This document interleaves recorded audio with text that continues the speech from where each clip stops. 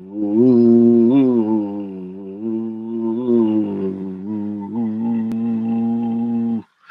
gonna do an actual intro to this show that doesn't sound like crap. And I've been moving all day. So I'm gonna do an actual intro to this show that doesn't sound like crap. And I've been moving all day. Portland, Jacob. Shit. I'm sorry, buddy. My brain is like smeared across reality right now. Hi, everybody. Mostly Jacob, because I think he's the only person here. All right. Did you get the link? The link. So everybody can see, we're going to wait for Jacob to get into the Hangout. He should be here in just a second. Let him kind of drive the action on the show tonight. I need to pack a few orders. All of my Dymo is in the new location, which was really stupid for me to move it, and I kind of forgot it there. So I have to print things out of my laser printer. Jacob, are you there? I will get him in a second. Anyway, so I'm going to pack some orders, and Jacob is going to tell us some stories, maybe some bedtime stories. But before we go into all of that nonsense, dude, who were supposed to help me, okay, I had somebody helping me last week who bailed. I don't know if you remember. I was like, dude, bailed. Shit. I didn't have the time to do it myself last week, but I kind of like, shifted some time around and got 5-day handling. Handling time on Black Friday week is a good idea. So, how'd that intro play out? The intro? Yeah, I kind of missed some of it. Oh, would you like me to do it again? You're like, I want to do a non-shitty intro, and then it was like reverb and like just dead. That wasn't planned, I promise. I was like, we all want you.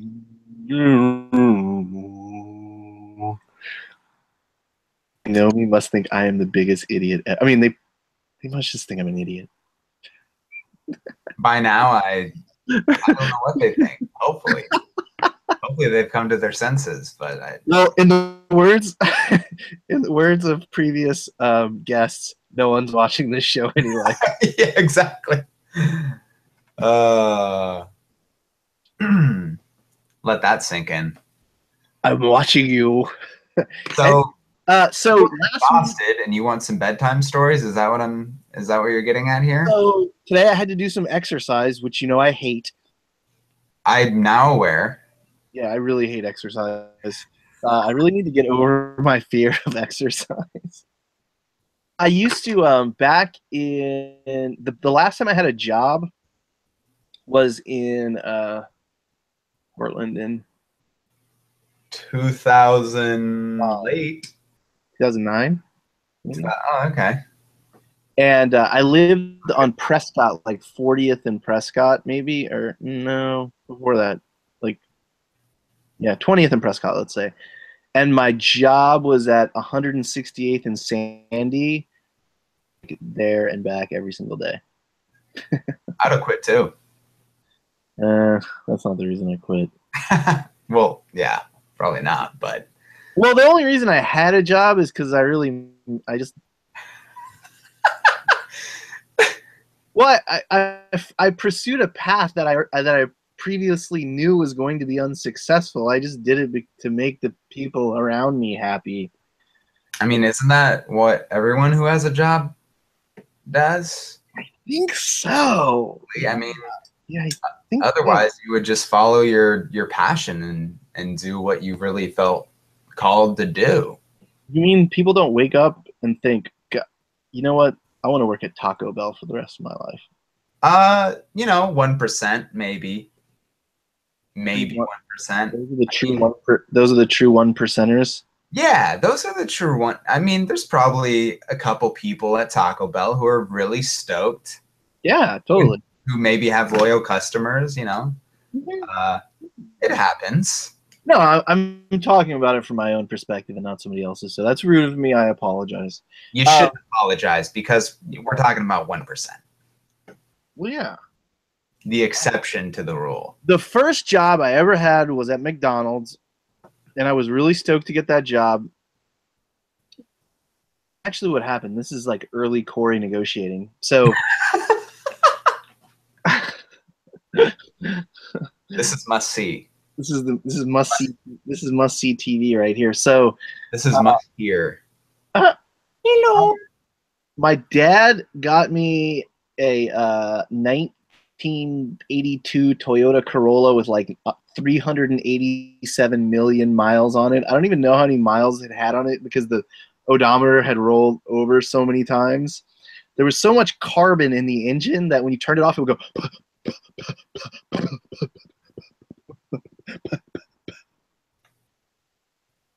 I was in the parking lot of the gas station, and there was like a little portable building, and they were building this new McDonald's. There wasn't a McDonald's. There was a McDonald's in my town, but it was like way on the other side. It was like one of the really early ones, maybe from like the 50s or something. So this is a new one, like right off the interstate. And this woman comes out and she's like, "You're kind of cute. You want a job?" And I was like, "I was looking for a job." And she's like, "Well, I'm the manager of this here coming up McDonald's now." And I was like, "Oh, cool." So Did it get sexual? Because it sounded like it almost did. no, she was she enjoyed the company of women. She had a wife, not wife, but you know, like a domestic partner who was a woman. And this was a very conservative place, so that was not the norm, certainly. So she I was like, "What's the pay?" And she's like, "Minimum wage." And I said to her, I don't want to make minimum wage. And she said, "What about $5 an hour?" And I said, can I work in the drive-through? And she was like, yeah, you can work in the drive-through. It's cool. So I went in the first day to train, and it wasn't her, and it was this other dude, like this brawny wombat dude. And he smelled like a wombat who had just like dug right into like a worm mound, you know, full of rotten pumpkins. He was like stinky and hairy and not particularly virile. Not your typical fast food worker. I mean, everybody who worked in this fast food restaurant was, you know, it was mostly guys in high school and stuff, or who were of high school age who had dropped out. You know, one or two of those. Anyway, so I go in on the first day, and he's like, "Here's your spatula. Here's the thing." And I was like, "Rhonda," you know, I even remember her name. I was like, "Rhonda said I didn't have to touch food, and I could work at that back window. So if you're telling me that's not the case, I'm leaving." And he was like, "Why don't you just try it for one day?" And I said, "No." Just said no. And he was like, "All right, I guess you'll do that." He didn't even like boss. No one running the place. No one ever. It almost appeared that no one had ever, like, what's the word I'm looking for? Like, no one had ever said to him basically like, "No, I'm not your equal. I'm not going to do it." No one's had ever questioned his authority. You know, back to their guns. He seriously never talked to me again. Ever. So what was really awesome about this job is, so the back drive-through was through an alley and back this way, right? So you go through and then come back, and then so you were separated from the restaurant, so I didn't have to like see the food or anything like that, or even other people, just the people coming through the drive-through. And this McDonald's had 2 windows, so I just took the money, and the person on the other side, you know, gave the food. And people were so lazy. They would go through the drive-through window for like one of those enormous Dr. Peppers. It was Dr. Pepper drinkers are the laziest soda drinkers. Are the laziest soda drinkers. Yeah, dude. One day, or maybe it was a week. For a week, the doctor. For a whole week, I tallied because it was so boring. all of the people who just ordered a drink in the drive-thru, and it was like, you know, Diet Coke was like 15, and like Coke was like 35, and Dr. Pepper was like 192. It was like a huge difference in the ratio of people who went to the drive-thru. See, I was a scientist even back. I know. I was gonna say, I believe your statistical analysis is correct. Yeah, I mean, I wasn't using any sort of statistical analysis software. What's up, Mark Swinson? Was I good at it? Was I good at what? Handing people cola through a window? Yeah, probably. I always strove to strived. Is it what's the how do I say that? Move along, move along. I was always striving. I have always been striving to be the best that I can be. I never thought I was very good before a couple of years ago, so I didn't really do a good job because I didn't really think I was very good. But now I actually think I'm pretty good, so I'm cool with that. I think it's okay to think you're pretty good. If you actually are. I mean, I've been delusional about my own existence, you know, multiple times, but, you know, getting yourself on the right path and being like, you know, I am going to confront who I am, where I'm going, and I'm going to do that in a way that benefits me and the people around me. I've been really coming to a lot of I've been making a lot of connections that are just so interesting lately. It's just really weird. Social media has really been the driver for that, which makes it seem artificial in some regard, but as long as I'm genuine, I really don't care. And I'm not saying anybody else isn't being genuine. If that sounded like it, it's not. It's just a weird way of like forming associations. You know, it's like I try to tell people. I don't really. I have a few like core friends, you know, and like I think people use the word friend a little bit. It's interesting, like to be friends with the person that you're in business with, or to be associated in certain ways, and to define like what a friend really is. So like a friend for me is somebody you can rely on with something that they said. Mostly. Beyond that, Tell us. You can rely on somebody based on their word. That's what I think that friendship is based on. And now people make mistakes. I'm not saying people don't make mistakes and you can't forgive people for their mistakes and move on. It's that whole saying like, fool me once, shame on you, fool me twice, shame on me. Or if you're George Bush, fool me once, a fool a month of fools. I think that's what he said. Didn't you say something like that? We should screen share him saying that. He butchered it. He butchered it pretty good. What's your perspective on like what friendship means or what friendship is or what friendship should be? That's fascinating. I don't know. I've never really broken down the definition. I've never really had to think that much about what it meant for someone to be a friend to me or not. But it's I mean, it's usually a label I attach to someone that I guess I've shared some meaningful connection with, and there's kind of a shared reality of we know something about each other more than surface level. Okay, I like that. So something beyond a superficial interaction.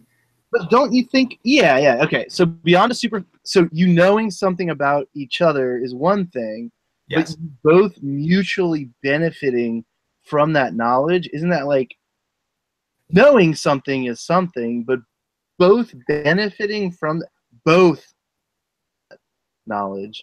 I think is like one of the keys to what real and true friendship really is. Also, I was going to say too, sharing. There's got to cool. be an element of sharing, you know, and sorry, what were you going to say? I just wanted to squeeze that in and not, but yeah, no, I was doing the same thing, and I think that people, Hey, Michael, what's up? That is Take Action. He is a picker in Portland. I'm going to post the link here. Okay, so the sharing part, a lot of people get hung up on like where value lies. Okay, so people will say, "Oh, you didn't give that guy $1 to him because he wanted $1 and you didn't give it to him." Well, I mean, that's not kindness. Is wholly different. Okay, a smile and like acknowledging the situation and trying to actually help somebody is one thing, and we can all do that. We can also, get to a point where we're so jaded by trying to help people who are not helpable that we give up, you know. So I think like a mutual kindness is really weird in that way because I think it's like one of the languages of existence, like true kindness, and it's so misunderstood. I think it has an archetypical nature that is beyond just understanding. I think it's like something else. I think it's part of, I don't know how to describe it really, but it's weird because we think of kindness as one dimensional or one directional, but I think that it actually has to be like both, you know? Yo, So, what's up, Michael? We're getting deep. We're getting deep over here. I see. Talking about friendship and lovey-doveyness and all of that. We're not talking about love. We didn't say anything about love. You see? Now we got Michael coming in here. Isn't that part of friendship? No, it's not. Oh, come on. No, it's not. There's Certainly doesn't have to be. Friendship, love can definitely be one of them. I mean, Yeah, certainly. yeah. I don't think it's required though. It depends on what would you say? What's your definition of love, Michael? It depends. Well, Like, I love my wife different than I love my daughter, different than I love my brother, different than I love my mother and father. So it's right. So love is a positive vibration, right? Of course. And like you bring that vibration. You could say that. Love. It's a vibratory state of existence, right? Love means, to me, love means anybody can define love in their own way, I think. I'm saying beyond defining like the feeling of love. I'm talking about defining love as like an aspect or a drive or something that isn't just beyond meaning. So like that's what I was saying about kindness. I think that kindness is like, it's really hard to say what it is because it really doesn't, it's like it's outside of the sphere of like meaning in that fashion. I'm trying to put it into words, but I can't. As it kindness as a state of being, as opposed to kindness as an action. Exactly. Kindness as a voluntary state that drives the actions that you make. So like I think love is in there too, but like kindness and love can be linked certainly, but it's much easier to like practice kindness with somebody that you love, right? It's much more difficult to practice kindness with somebody that you dislike or beyond dislike, seriously dislike. I So, I would yeah. So don't mind me. I'm just taking pictures and trying to list. So. Oh yeah. I mean, obviously. Let me show you guys something. Sure. Yes. Let me break the conversation. Show us some of that love. There Some was at Goodwill. I had to pay up for them, but brand new. They're selling for like $200 on. Wear those, Michael. You know I would, but they're too small for me. I thought you were gonna say they're too sexy, because them is sexy. But these Which Goodwill did you find this at? This one is on Halsey, 122nd and Halsey. Oh God, I don't think I've ever been to the one on 122nd and Halsey. Oh, yeah, you should go there, dude. They have some good stuff sometimes. Have you? I paid $50 for them, but I think I can get like 140 out of them. I love that ratio. I'm trying to get my average sale price up a little bit, but I also don't want to pass on opportunities. Opportunities to make money and opportunities to bring value to my customers. I mean, one of the biggest reasons I run this business is to actually provide a different level of value than my competitors to my customers, my future customers, and the ones who have purchased from me in the past. So, what comes with that is having items that, are roughly $40, but maybe I'm looking for a different customer. Maybe these are the customers that just are more easy to deal with for me. I've been selling on eBay for a long time, like a long time. Yeah. Just not in the capacity that I am now for a long time. But yeah, I think I told you this, Mike. Michael, when was the first time you sold something on the internet? Huh? When was the first time? Do you remember the first thing you sold on the internet and when that was? June 4th. This year. Okay. Wow. It was. Wait. No. That was the first thing I sold on eBay. Jeez, I sold something on Amazon. I think it was back in May. Okay, so May of this year. You started in May of this year. I actually started e-commerce this year. That's amazing. So what do you think? And if you don't mind me asking this, what did you start with an initial investment? Kinda. I didn't really know what I was doing to start. Nobody does. How the hell are you supposed to? Right. So I said, I'm going to take this chunk of money and I'm going to just go out and go out and scan and buy whatever I can because I started out at Amazon first. Why do you think you started on Amazon? Because I watched these videos. What starts? Right. I just started watching videos because I wanted to learn how to do it. So I went to YouTube, just started watching videos. And they were talking about scanning for FBA. So I started signing up for, I signed up for FBA first, Amazon FBA first. And so I just start going out to scan, seeing what I could find, seeing clearance, seeing what I could see on clearance, picking up stuff.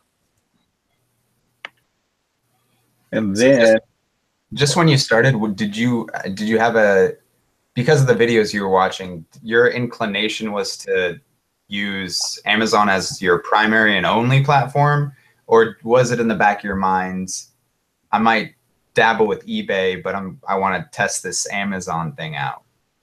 Amazon was going to be my go-to. There you go.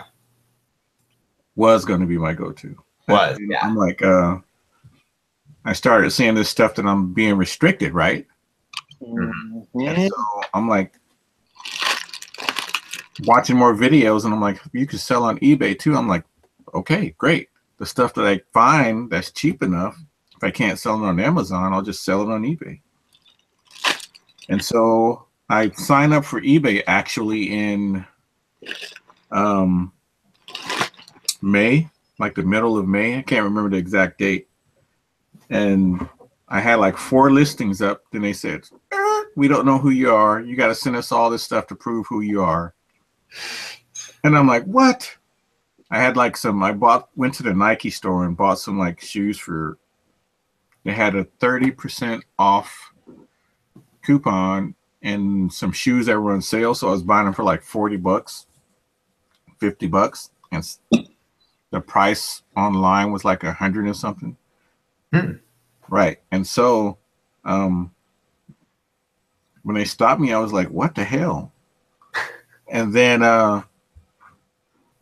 Sorry, I'm taking a picture. No, it's fine. And then those like sat for like 2 weeks. I mean, just sat there for 2 weeks. I couldn't do anything. And so I just went out and started looking for more stuff for Amazon so I could just send it in and do some FBA stuff, plus some merchant fulfilled stuff. So I have to ask, on the initial FBA shipments that you were doing, how quickly were you realizing success with doing that? The stuff that I was buying turns out didn't pan out too well because I didn't know anything about rank or ratings or any of that. Got you. And so luckily they eventually sold. Okay. But it took a minute. So it kind of soured me from Amazon. So I started building up my eBay and started buying stuff for eBay. And all of a sudden eBay, I think that first month where I was going, I made like $800. I'm like, wow, this is nice. In your first month, you did 800? 800 in sales, let me say that. Got you. So that, not with the consideration of how much you paid for, right? How much you netted, but that's still pretty good to get that kind of action in your first month.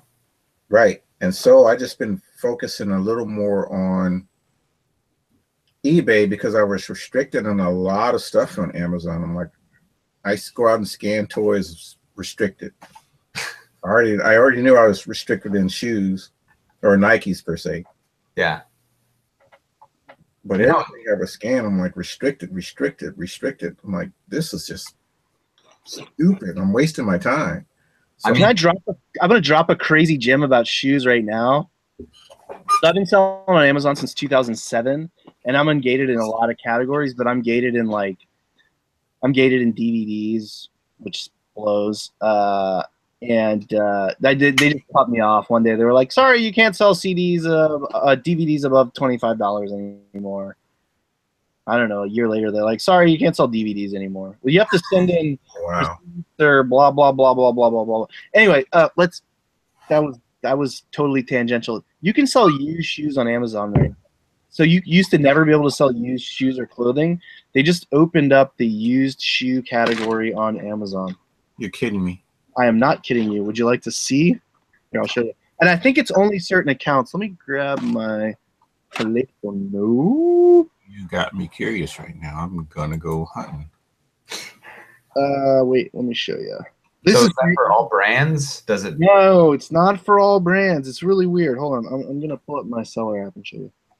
I'm ungated in just ridiculous stuff that almost nobody is ungated in. I think it's such a weird model for them to implement because it creates this like monopoly for certain sellers. Right. Yeah, it's called Manifest Destiny. It's just like I got here first, so I own the land. It's BS. You see stuff that's, like legit a $20 item, and people are asking $100 for it. Let me see if we get. Okay, hold on. I'm gonna do this real quick. I mean, it creates a scarcity that is exclusive to Amazon. You see that? Are you looking at it? You're kidding me. No, I'm not fucking kidding you. Wow. So, Michael, are you gonna now take your eBay shoes and try them on Dazan? I'll if I can. Yeah. I don't know if I'm restricted or not. I'll test out just to see. I'm not gonna just take all my inventory. Amazon. Right. Well, you could double list and just make a note on the item that you have it listed on both, and when it sells, you take it off the other platform. I know there's apps for doing that, and what are they called? It kind of scares me though. I mean, if they buy it on both at the same time, it's very unlikely that it would happen that quickly. You're talking about it's all automated, so it happens in milliseconds. But I mean, if you're not comfortable with it, you shouldn't do it. Right. Obviously. I do it on certain products where it's high value on both platforms, but it's a long tail item, then I'm going to list it on both platforms, because if the one buyer is on one platform or the other, I want to make sure it's available. Right. I see Amazon figuring out ways to come after eBay. eBay is like one of their biggest e-commerce competitors, and they fill a different niche. What Amazon likes to do is eat niches and shit stock options for some thing. What I think is they eat niches in crap grocery stores. One major difference between the Amazon buyer and the eBay buyer is the eBay buyer is aware that they need to review the photos and maybe read the condition notes. The Amazon buyer just looks at the price and clicks the buy button. I think that the average Amazon buyer would like you look at the condition, but they don't look at the photo for sure. All right. Good night. Good night. No. No. Sorry. The boss was calling me. I know the boss. Sometimes the boss calls, man. Duty calls. Yep. What were we saying? So yeah, that was something crazy I discovered. So there was Tell us about your crazy discovery. What's up? Tell us. Talking about the used shoes, right? Oh, Reezy just said I wouldn't do it because your customer is going to think they're buying new. Amazon customers are brats. I don't want to talk about Amazon customers that much because I told you, man. That's the Amazon customer. They're not going to look at the condition. They're going to buy it and be like, "Why'd you send me used shoes?" Exactly. So he said it's been that way for a while now. She said Reezy says it's been that way for a while now. That's I just noticed it the other day, and like I know that it wasn't that way before. Reezy's really into the Amazon stuff. I don't have a huge Amazon inventory just because I just distrust them generally, and I like to have multiple streams of income, but not enough to like put more eggs into their cuckoo's nest than I need to. But you're doing pretty well on Amazon. Don't undersell it. I mean, what like? Okay. I'm gonna. Here's the thing. Item per item.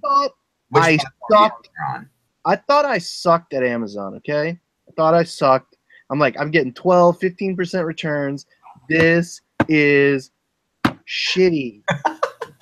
Like, what the hell? I'm used to getting 1-2% returns on eBay because, you know, the customer commits in a certain way on eBay. There's a different customer commitment on eBay and a different understanding of where the product comes from.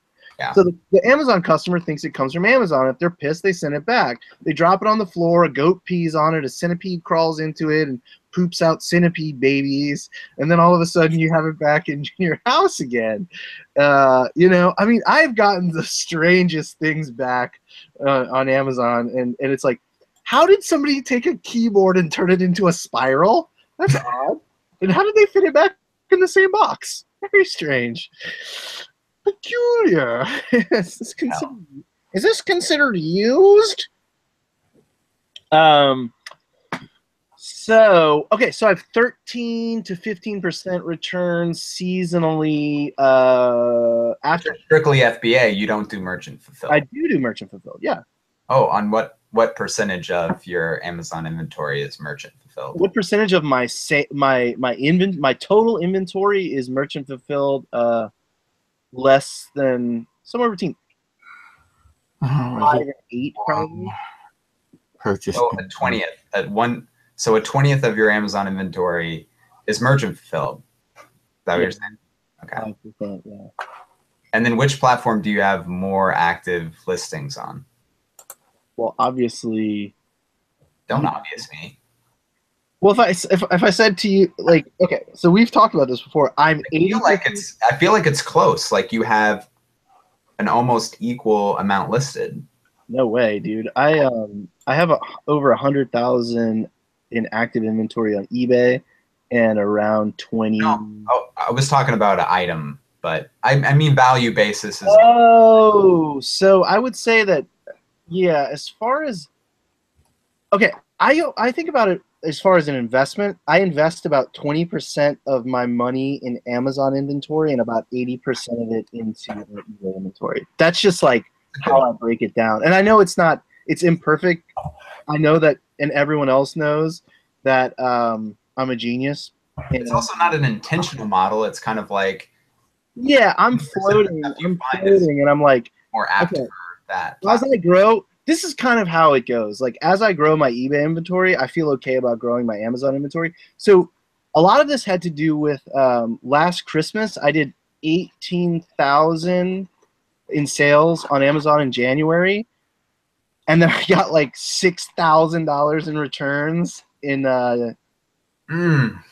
So in December I did 17,000, and in January I got like 7,000 in returns. But some of them are returns from like September or in October and shit. So like October, November, yeah, October. I got returns from October, November, and December all at the same time, and I was like, oh my God. I had to pack the inventory to fight the returns because I get daily payouts. I don't know if you guys get daily payouts on Amazon, but I have been around so long, I can get daily payouts. So, every 24 hours I can cash out on Amazon. I basically get a payout the same time the janitor does, which is every 2 weeks. Ooh, they got you working on that job, fool. No, it's ridiculous. They got you on that job. Yeah, they have me working a 9 to 5. Don't do this to have no job thing. Amazon has me at 9 to 5 status. Oh, I know. That's crazy. Everybody's on that status because everybody's on that status because that's what they want it to be. Like, they could just change it on me tomorrow. They could be like, sorry, you don't get daily payouts anymore. Fuck you. Like, I mean, they could really do that. They have done so many unscrupulous things, and eBay doesn't have a perfectly clean past either. Like, they're allowing computers to make decisions about people's lives and businesses that aren't, or they used to, that weren't based on actual real metrics. I mean, I think that some of the higher ups in eBay were like, holy crap, we made huge mistakes. I'm not getting messages consistently anymore. If someone asks me a question on an item, I will receive in my email inbox that I received a question. And then I'll check my eBay account. And there will not be a message for me to respond to. Then I have to find the item they asked the question on, and it will say answer the question. And then it will basically say that the question doesn't exist. Oh, I get all kinds of weird stuff where like so I have automatic return. So if the item is below $300 and Jacob, you have a question in the chat. Yeah. Are you talking about the message thing?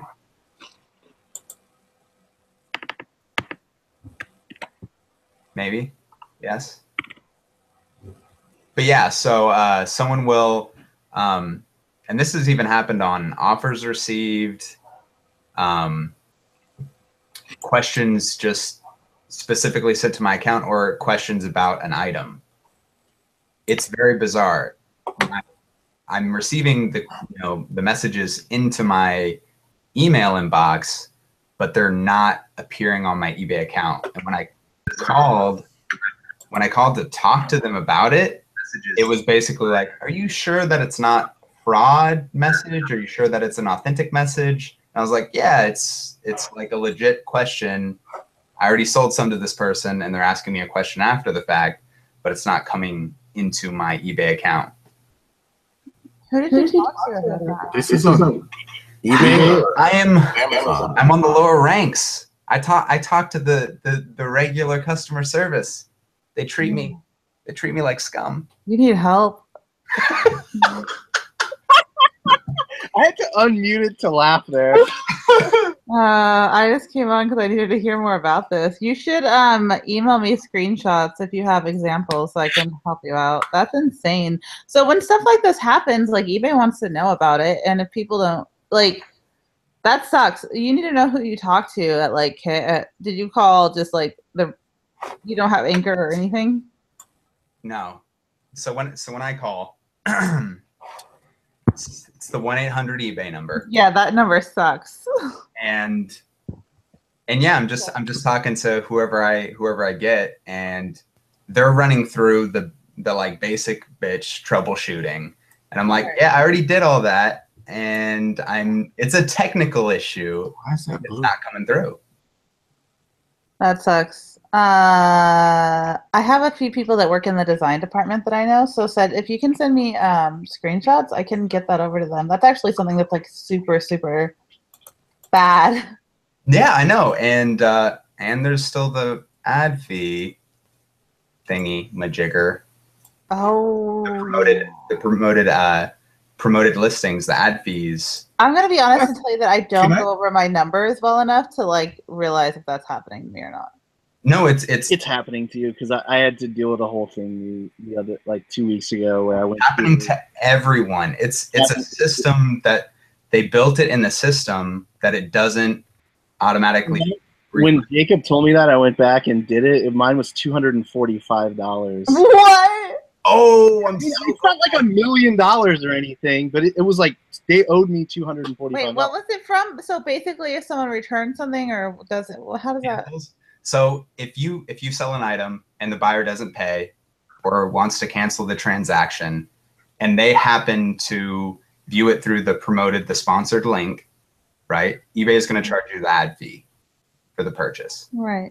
And then when you go to cancel the order, eBay is not automatically reimbursing you on that ad fee. Even if you do it like even if they're automatically doing it.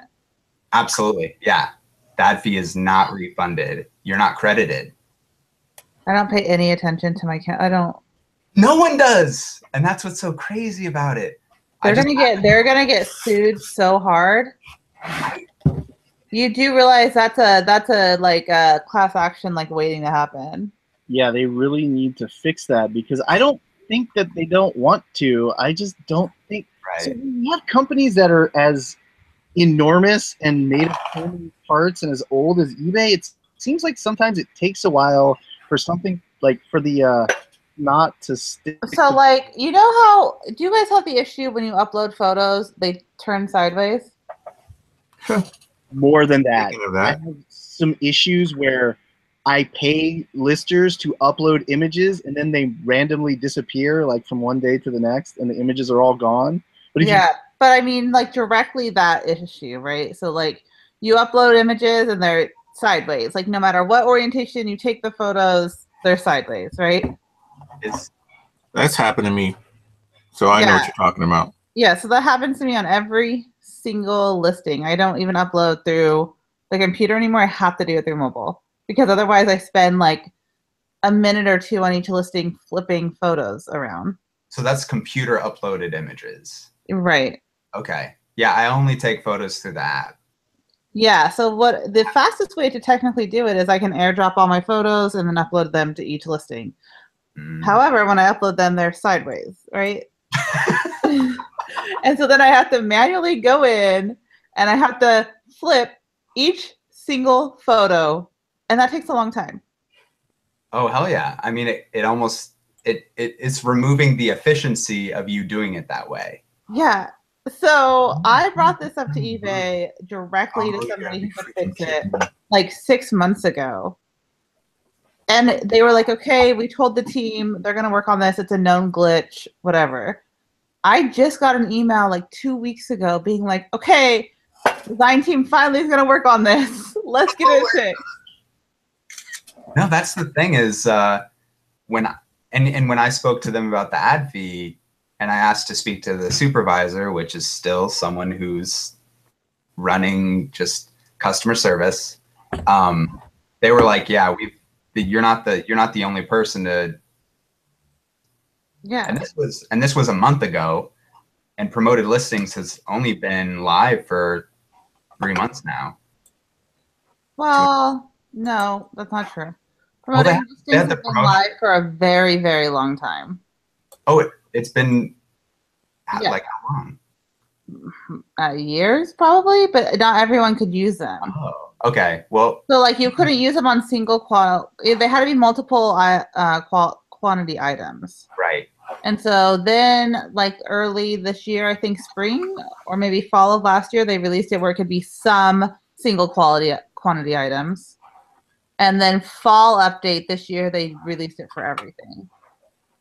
That's okay. So let me ask you guys a question. Being a new person, promoted listings.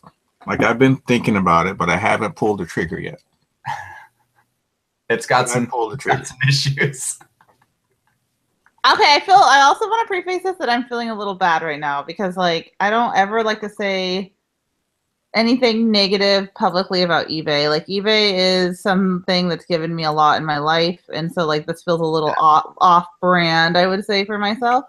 Like I just realized like eBay has issues. Every website has issues. Like I don't want this to turn into some like bagging on eBay situation. You know, like every single website has issues. Absolutely. And like we're all here because we're eBay sellers and we love selling on eBay. Yeah. Oh, absolutely. I wouldn't sell We were all anywhere. just talking about selling on eBay before. Like it's my favorite platform, certainly. It has issues. It's old. Yeah. To be updated, and it's all these modules that kind of fit together, and they don't always fit together properly. The only way to update eBay is to take it offline for like a week. If we want a perfect eBay, it's like, yeah, they can take it offline and redo everything, but that's not going to happen. The thing is, accountability, Nicole, accountability. Yeah. Holding them accountable for what is going on and them not taking it out on the seller, basically. I think so. Just to follow up on the promoted listings, I think overall, like it's something that you need to have on your tool belt. But consider the fact that if you cancel a transaction, for the time being, they're happy to help you get your ad fee back.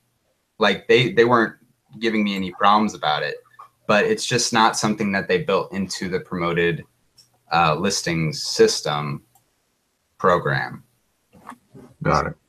So just be sure that if you're using it, you are reviewing your ad fees and making sure that. What is the easiest way to review those fees? Like So you go to your account and you go to where you make your payment.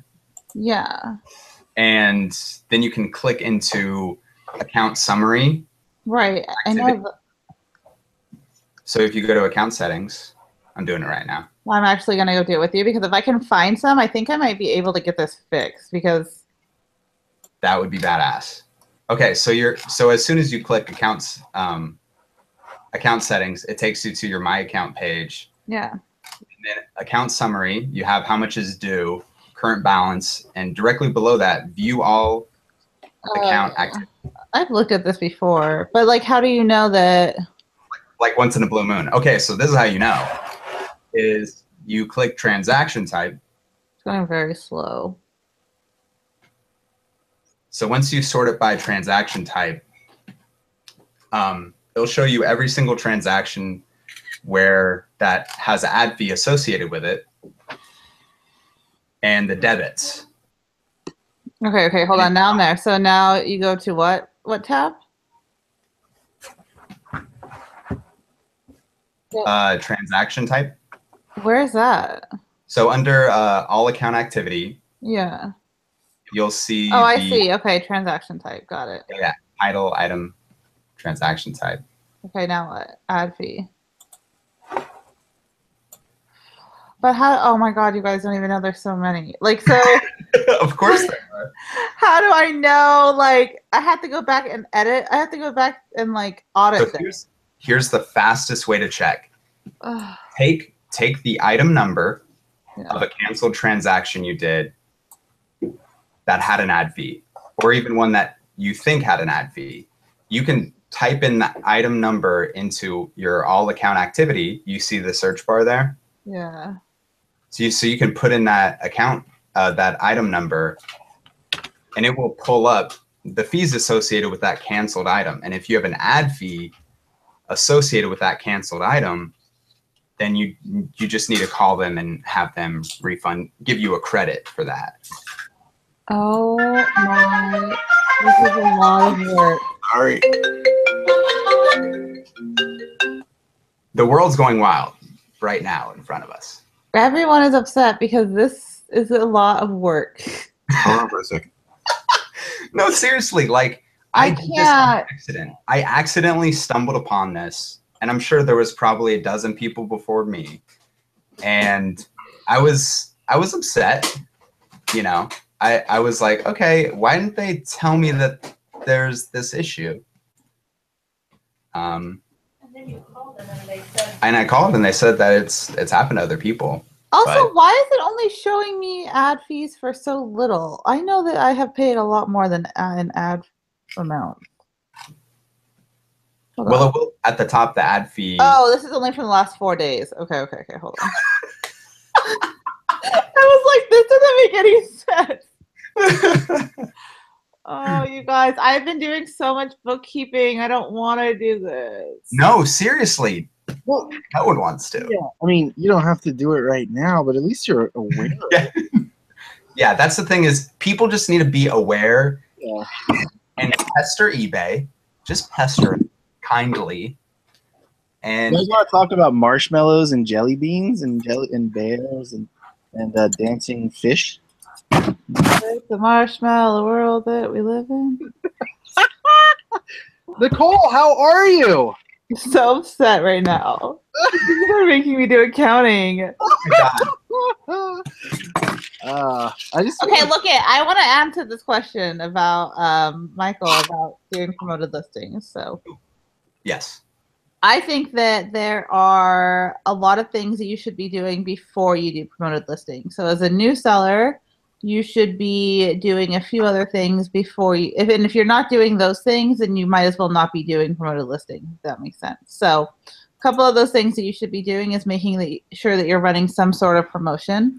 That way, the bar on your. Let me just screen share really fast. It's gonna be. I'm too tired to like put this into. Are you getting ready to share your screen? Yeah, I can share my screen. Hold on. So. I'm just listing, so I'm listing while we're talking. So if you're going to do that, I'm going to pay attention. Michael, let me know, what is your store name, or do you share that? I don't mind sharing it. Okay, what is your store name? It's MRM Depot. Depot? All right. MRM DEPOT. I think I got you. You got, let's see here. Yep, found you. Okay. So let's see here. Okay, yep, you're guilty. Let's see. This is the first thing you should do. Nice. I'm gonna screen share this. Okay, so check this out. First off, you have, this is your listing, right? So this is an account. Right. This is your listing. So you go down right here, and what is it? Oh my gosh, people are competing with you on your listing. No! So this box you can get to go away. And you could do that by, see, this is your stuff. It's all the way down here. You want this box essentially right up here, right? So let me show you how you do that by sharing one of my listings. So the fastest way to do that is to start a promotion of some sort. So running a sales event is going to knock that down and put your sell event before that. That's not a pin. So let's see my sword. Oh, I have to kind of log out. Are either one of you running a sales event? No, I'm not right now. Okay, well you guys should always run a sales event. I know. I don't know what I'm doing, obviously. And you need to not ever let them lapse between. So like always make sure they don't ever lapse. I am an algorithm reason for that. I'm running a sales event right now. Oh, cool. Easy peasy then. What is your store name? A Mighty Mushroom. What is it? A Mighty Mushroom? A Mighty Mushroom. Okay, let's look at this USSR hat. Uh-oh. No, why is this not? You're not running a sales promotion on this. Is why. On that specific item. Yeah. Shame on you. Yeah, no, it's only about. You're wide. only about 20% of my inventory. We'll make it on everything. Okay. Okay. What is something you're running a sales promotion on? I don't know. I have to look. I just grab a chunk of inventory and like throw it up there. Let's see. Hold on. Market. Hold on, no, I got it. I'm only gonna show your deals. You got 4 deals. It should be. No, maybe I've just sold a bunch of stuff that was in that promotion. Oh, this isn't right. Hold on. Okay, show me some. Tell me something you're running a sell on. Hold on, let me look at my promotions really quick. Give me a second. So Nicole, you're always running a sales promotion of some percentage on your entire. Well, it doesn't have to be a percentage. eBay gives you lots of options, right? I actually am really into running. Trying to build up your cart size right now. So okay, here is, let me see, select an offer image, blah blah blah blah blah blah blah blah. Here, link it in the chat over here. Hold on a second. Give me a minute. I have 400 items in the promotion. I think it's more important to build your cart size. So like trying to get people to buy more than one item at a time. So like a buy one, get one 20% off, let's say, is more important than like a store-wide discount. Sure. And you don't want to run Cassini knows when you're running a fake sale. So like buy one get one 5% off. You're gonna get pushed way down. That makes Cassini mad. A fake sale. That is a fake sale. That makes me mad, actually. Yeah, that makes your customers mad. It makes everybody mad. Do not run fake sales. There you go. Okay, you got it. So I had 400 items in this offer, and it looks like about 130. Well, no, link me over here in this little chatty chat. I did. No, not that one. This one over here. Hold on a second. You're killing me here. I'm not on the YouTube chat right now. Oh, gotcha. Sorry. This one over here. It's been a long day. Aha, thank you. My brain is not fully functional at the moment. A link. A link has appeared. A link has appeared. The strange attractor. Okay, let's see if this works right. 30% off, Corey. That's generous. Well, it was supposed to be combined with a. Oh, whoa! Corey! What's up? HTML in your listing? No, that can't be right. Oh, are you sure? You have to remember, I don't create these listings, but where are you seeing HTML? Where are you seeing that? Crazy Lister. This does not look. This definitely is HTML. Lister? What are you talking about? I don't have a Crazy Lister. This is you, isn't it? Yeah, I'm gonna share this. Which listing are you looking at? What are you doing? You don't even know. No idea. Now you're making my face red. Here. Look at this is definitely HTML. Where did that come from? It came from Crazy Lister. It says right here. Maybe I did a trial of it or something. And get that out. How the fuck do I get rid of that? What is that? Look at your horrible. Look at your account has expired. Oh, I saw that. It actually shows that on the feed? Yeah. Okay. That's crazy. Your customers are seeing this. Wow. No one is seeing this on mobile, by the way. So no, you're not getting any mobile hits.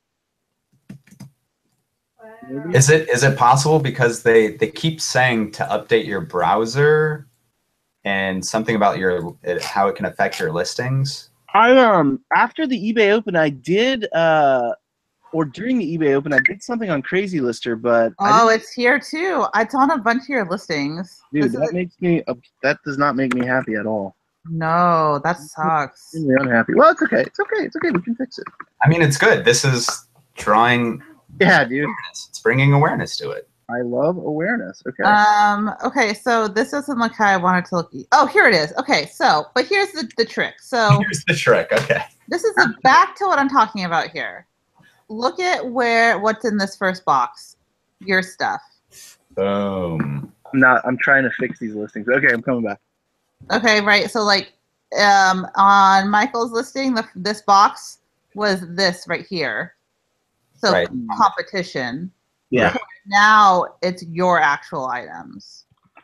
Got it. And if this said something like buy one, get one 25% off, people might be like, oh. It says you have no listings to design. Add eBay account listings. What the? How do I get rid of that?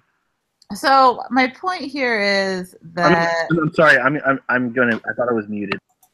I'm trying to not screen share anymore. What happened? How do I get off of this? I want my face here. You have to move. You have to move your mouse in that sidebar. There we go. Got it. My point is that if you're not doing stuff like that, then don't even worry about promoted listings. Like you got to find those basic things to do first, right? So I'm literally not capitalizing on that, and it's hitting me like a tidal wave. I'm like, why am I not making another $1,000 a week? It's usually little things like this that you can tweak. Another like big search thing that people miss on a lot are not using the drop downs properly. Do you guys know about that? So like when you're making a listing, you can, for like the item specifics, you should only be using really what's in those drop downs. I see. Oh, okay. What you're talking about now. And you shouldn't be like typing it in. You should actually use what's in the drop down, because like on the search bar on the side of eBay, you can like people will go in and click. So like women's shoes, and then you click like the size 7, 8, 10. If you put in your own number and you're not using the drop down properly, your pair of shoes go into the not specified section that no one clicks on. Does that make sense? To be, yes, absolutely makes sense. So like here, I'll show you, just in case somebody else watches this later. Okay, so like you're looking at shoes here, right? That's my face still. I don't want this.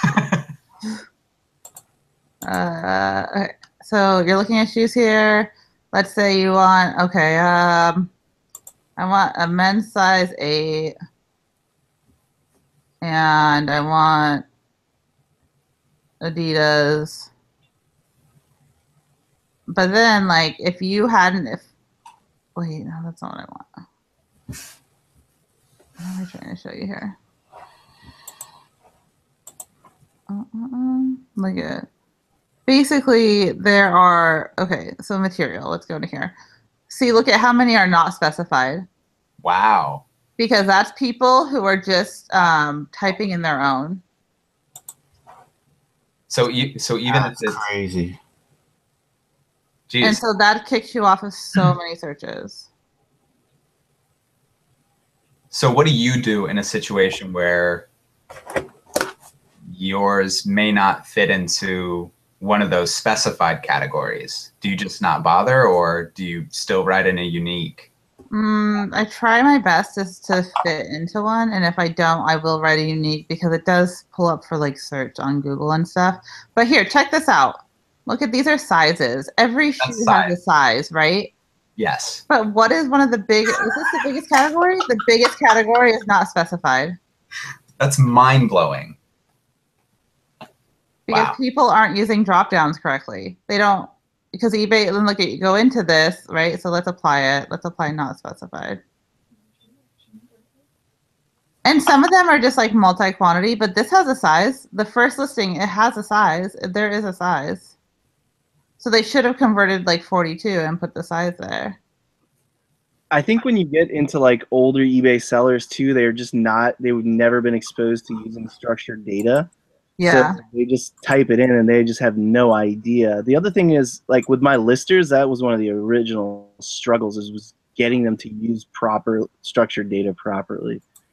Yeah, So, but like this woman, look at this. So she was in not specified. It says size 9, and then if you look on the specifics, it says size 9. That just means that she typed it and she didn't actually do the drop down. Even from typing it, you can. Well, okay, look at, you can type it 2 ways, right?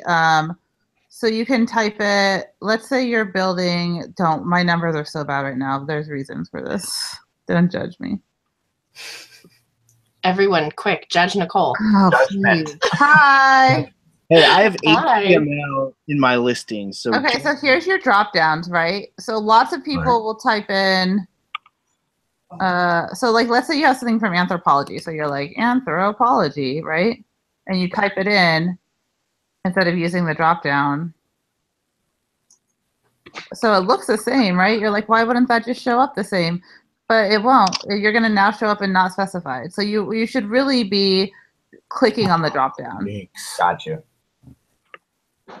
That is something I've just done, but I wasn't aware that if you didn't click it, that you would go into the non-specified category. Yeah, it's definitely something that eBay should fix. And like especially for the sizes, like L is the large, right? So a lot of people might type in large here, and then you're not going to be in that drop down. Oh my goodness. And that's how people are searching. You know, that's how literally most people are searching is they're using those bars and they're using they're clicking. And so, I mean, I've been doing eBay for close to a decade now, and I was not aware of that. Yeah, I mean, what is Exorcist Kayla happening over there? It's my webcam. It fixes itself after like a minute. Poltergeist. I have a terrible webcam. Do you remember Max Headroom? You have a terrible webcam? Oh Like- my god. How bad is your webcam? Holy Jesus. My Can't webcam do this. is fine. That legit scared me. I can't. That mask needs to go off. Okay, Katie. Why? Thank you guys for the help. I am going to bed. I can't hang anymore. Michael's Nice boss meeting is you, calling. Michael. Just can't take it anymore. All right, we'll come back tomorrow then. Very least. I will. Okay. Or Have a good night. All right. Good night, everybody. Bye. Kayla, did you see that Crazy Lister took over Corey's listings and he's got like all this crazy HTML stuff happening? No, I missed everything. I just popped my in. mind about that right now. Like I had no idea. Like zero idea. So, you know, it's like your account is expired. Like Like on his listing? did they hijack those like I don't know. I feel like Kayla needs to see this though. Look at this That's it. craziness that happened to his listing. Can How- you show me? That's I'm like gonna show you right now. Look at the screen share. Extremely. Okay, so you go in and this is on like a ton of his listings. No. Yes, and it's all this like weird, crazy lister. It's all HTML, so this means you're not showing up on mobile. Is Yeah. it supposed to have your logo there and stuff too?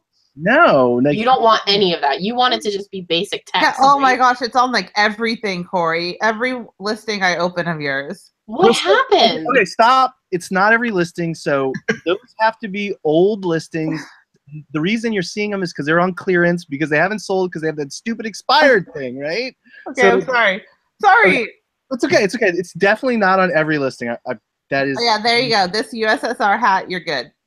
Yeah. So something happened. Like I said, at the eBay Open, he was showing me how to use it, and I had no idea. But this is bullshit. That's bullshit. I'm actually kind of I'm notably urinated upon.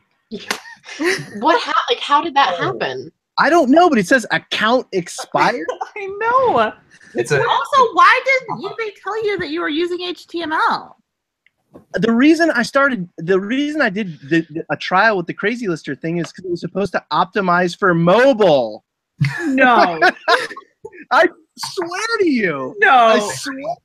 You're Yes. gonna call your concierge person tomorrow and be like, yo, this is not cool. I signed up for this at eBay Open. Yeah, dude. What in the flying fart business? This is not my account. I'm like going through and delete. Look at this. Oh, I'm not screen sharing. There's like 1,000 pages of HTML I have to delete. But I can- That's awful. Anyone that looks at that listing is gonna be like, no I'm not buying thanks. this. Exactly. No, that's I'm a hard pass on this guy. well, that's why these are on clearance. So what I do is I like old inventory, I put it on clearance, but I mean, everything has, that's crazy. Okay, but you know what? Let's see the positive. We were talking about this earlier. positive. The positive is sign is that we found it. Absolutely. Thank you. I appreciate that. That you I'm have to show. I'm really not, I'm just it's annoying me, but I'm really not that mad about it. I'm laughing at it, and I'm sorry that I'm laughing at it. But I'm glad you're laughing at it because like I am kind of laughing at it too. I'm like, where did also this? my dog. Look at my dog. Look at her down there. Oh, she's loafing. I'm really not She's mad. on a beanbag I'm really not mad. I'm really not. Nested, near the fire. perfectly nested in there. Nested. She I'm wants not. me to put more fire on. My dog wants me to put more fire on. She's a Yeah, cat. how are you doing? I'm good. I'm currently trying to make an invoice template for my assistant lister. Do you want to? I have her send. One of them sends me here. I'll send you an invoice right now that she sends me. She uses this little free program. See, I was just gonna give her like some paper sheets that she could just fill out for me Okay. and just keep For it what? easy. Oh, for paying her? Oh, what about an app so that she doesn't have to use any paper? Yeah, I mean that's fine too. Not everyone's a rocket genius. I mean, Not yeah. everyone has a pencil. I mean, geez, everyone has an iPhone, but not everyone has a pencil. This is What true. about like a payroll? No, because no, she's a contractor. And I don't want to have to deal with any of that. That's part of the reason I wanted a contractor and not an employee. I'm putting my employees on salary. Are you? Yeah. Because as a Okay, small, big shot. No, as a small business, you can basically like overwork them. It's actually kind of bad. What she means to say is But she takes care of her provide more employees. value for her employees. Yeah. I know I'm doing something really cool actually. So my employees are going on salary, but then we're setting aside 10% of the business profits for employee sharing. Mhm. So every quarter they get a bonus, and That's dependent on how much the business made, like the bottom dollar, right? So 10% of every dollar I make after all expenses, goes back into the employees' pockets. A 10% profit share. Yes. That's awesome. So I feel good about it. And is that for the entire business? No, that's just my employees. So my bonus system is different than that 10%. Okay, gotcha. So and managers. So I mean, I have 2 employees, so like 5% each essentially. Right. Nice. And that's for your net. They get 10% of your net. That's their bonus. They get 10%. Yeah, after I'm paid. After like, but like after, right? Gotcha. Like Okay. bottom dollar.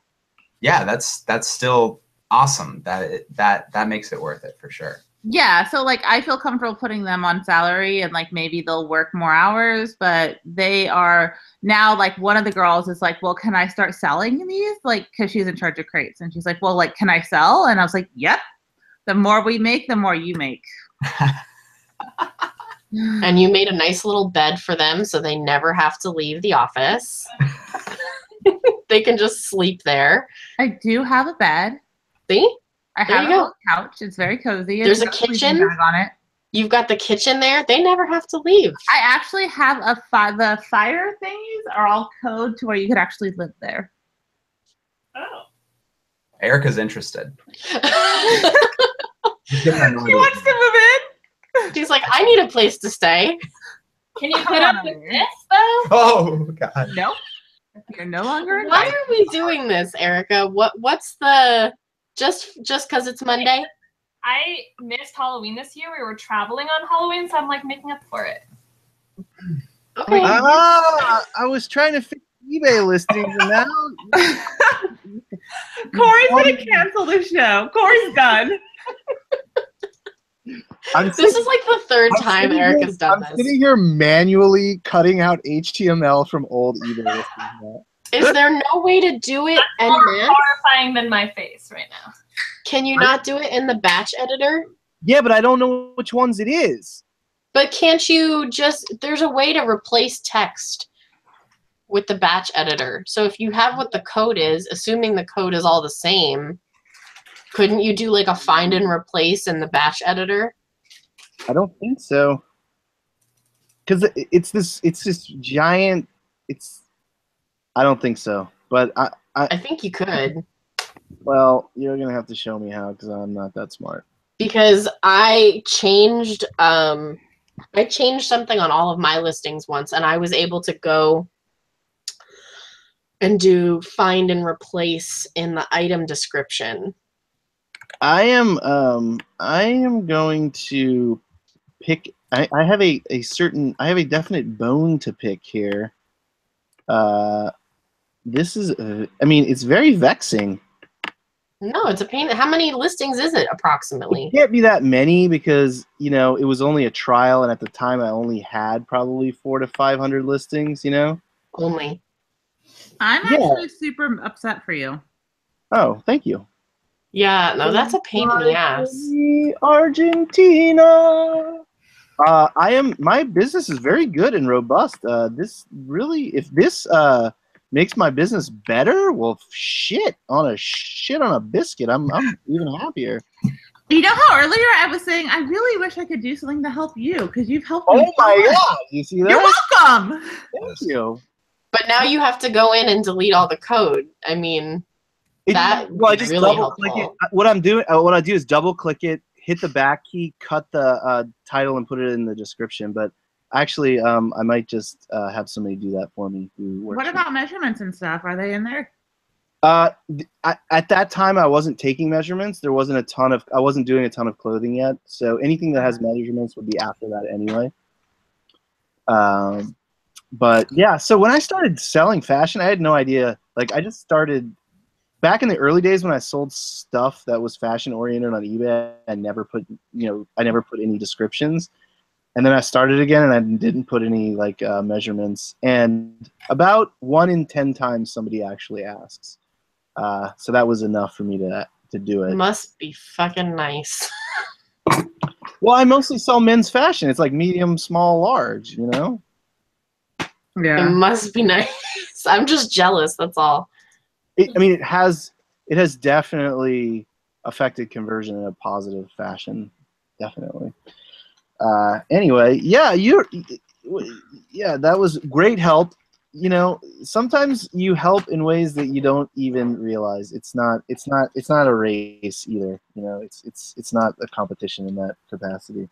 So. No, I just think it's funny. Trying to make more jokes out of this because I have terrible eBay listings. I was like, wait, no. Let's talk about how people are sending me stuff. Okay. Let's. Okay, so this is like an interesting thing that's happening, and I want to know how you guys would feel about this because I'm at the point in my business where I have to scale drastically, quickly, and I need more merchandise in order to scale, right? And so now I have to go out and I have to start having that merchandise come to me because there's only so much time in the day to go out and find merchandise. So I've been buying lots and lots. I probably bought about 5,000 pieces this week. Yeah. The goal is to spend about 30 grand. Wow. That's awesome. I mean, as quickly as possible. finding 5,000 pieces that you can buy at your API, your average, purchase price, or $1. It's insane. High five on that. Cyber high five. Yeah, high five. But here's the other issue though. It's like, am I losing the fun? The fun is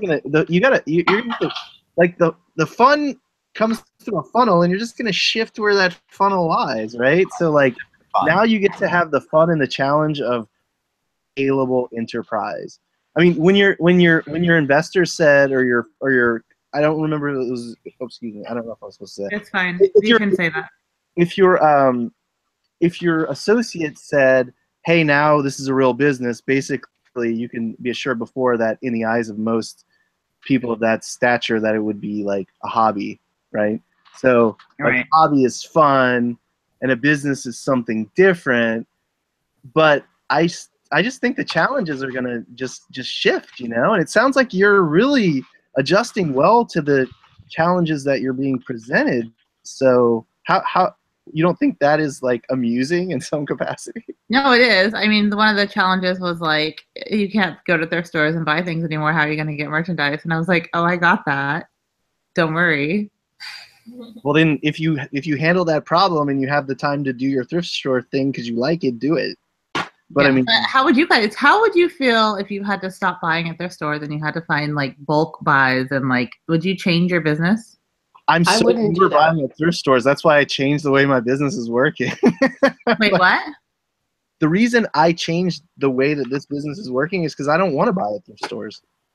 So you don't buy at thrift stores anymore? You're only doing like estate sales and stuff? I mean, I would say 10% of my inventory comes from thrift stores. That's interesting. Yeah. So, but you know,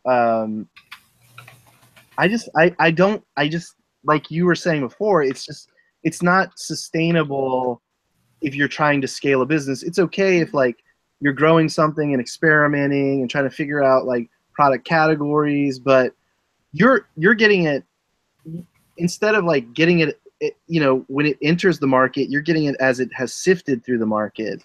So, I mean, really, you really want to get it kind of like in its pre-sifted state. That way you're getting like all the meat that's on the tree. Yeah, and I actually have some ideas about how I'm going to do that. But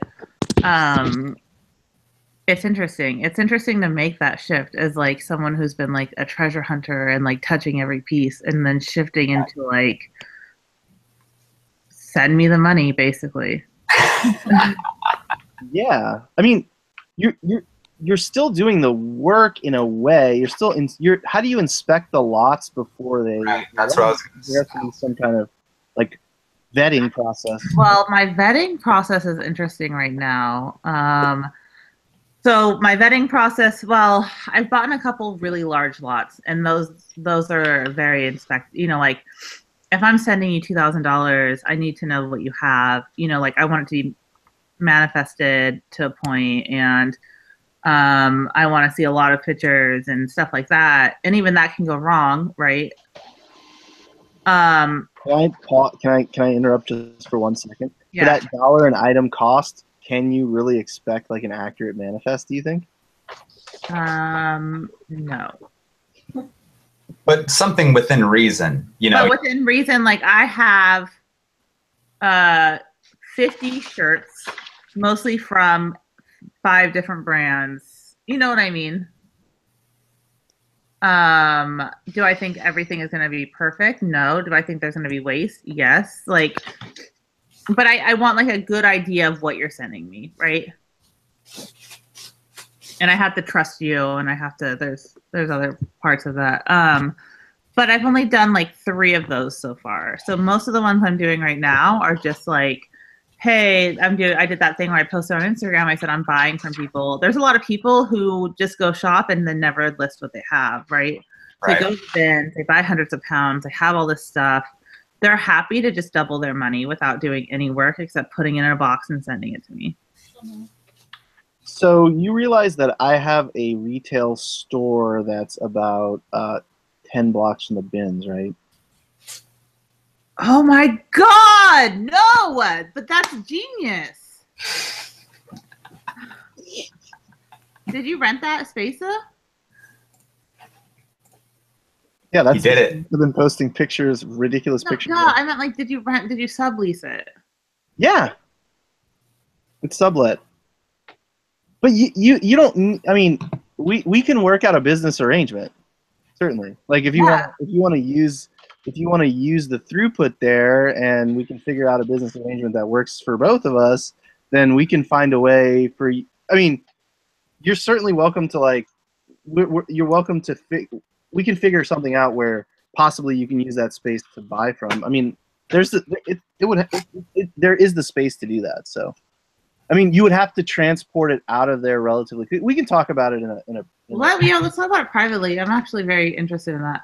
I'm gonna have open office. I also have an office. You know, like I want to have open office hours pretty soon, where people can come in. But your space is perfect for people who aren't who. Both.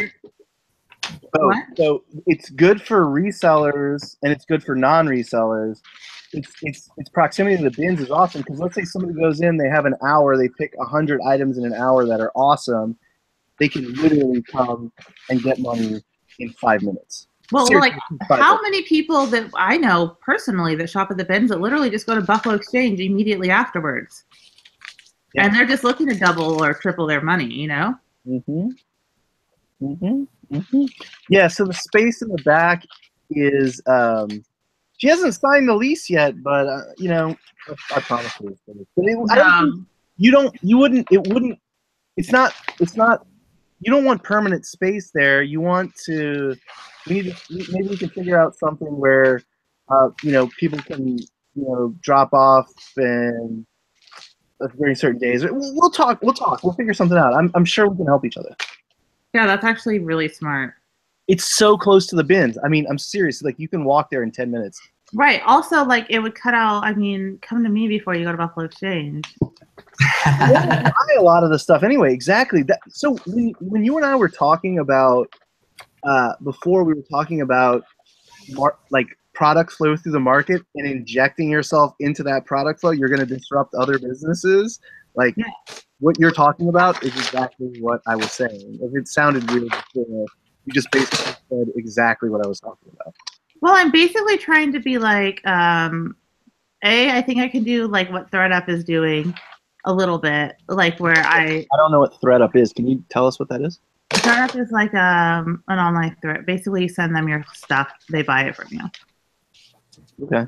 Right. But do they pay more than $1 a piece? Because are they competing with you on a level? Well, some things they pay 50 cents for. Or less. Oh, wow. Sometimes they pay less and sometimes they pay more. So like if I just get a flat price where I'm like, pay $1 an item and I'll take I'll take your stuff.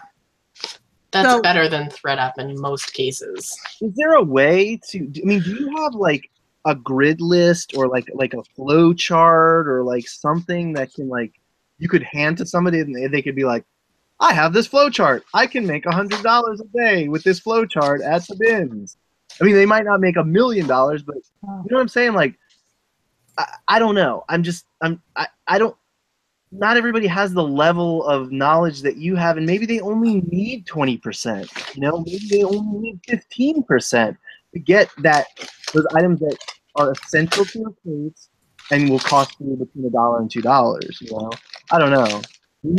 You're entrenched in this in a much different fashion than any of the rest of it. Well, I think like okay, here's how I'm vetting people. Back to the original question, which I think is like the most important. Is I put a post on Instagram with very specific instructions, but easy to follow instructions. Use the email in my bio, make a link on Mercari with 20 to 25 items, send me said link, I will purchase.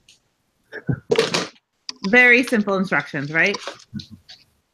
Those are the best ones. Maybe 50% of the people have gotten it right.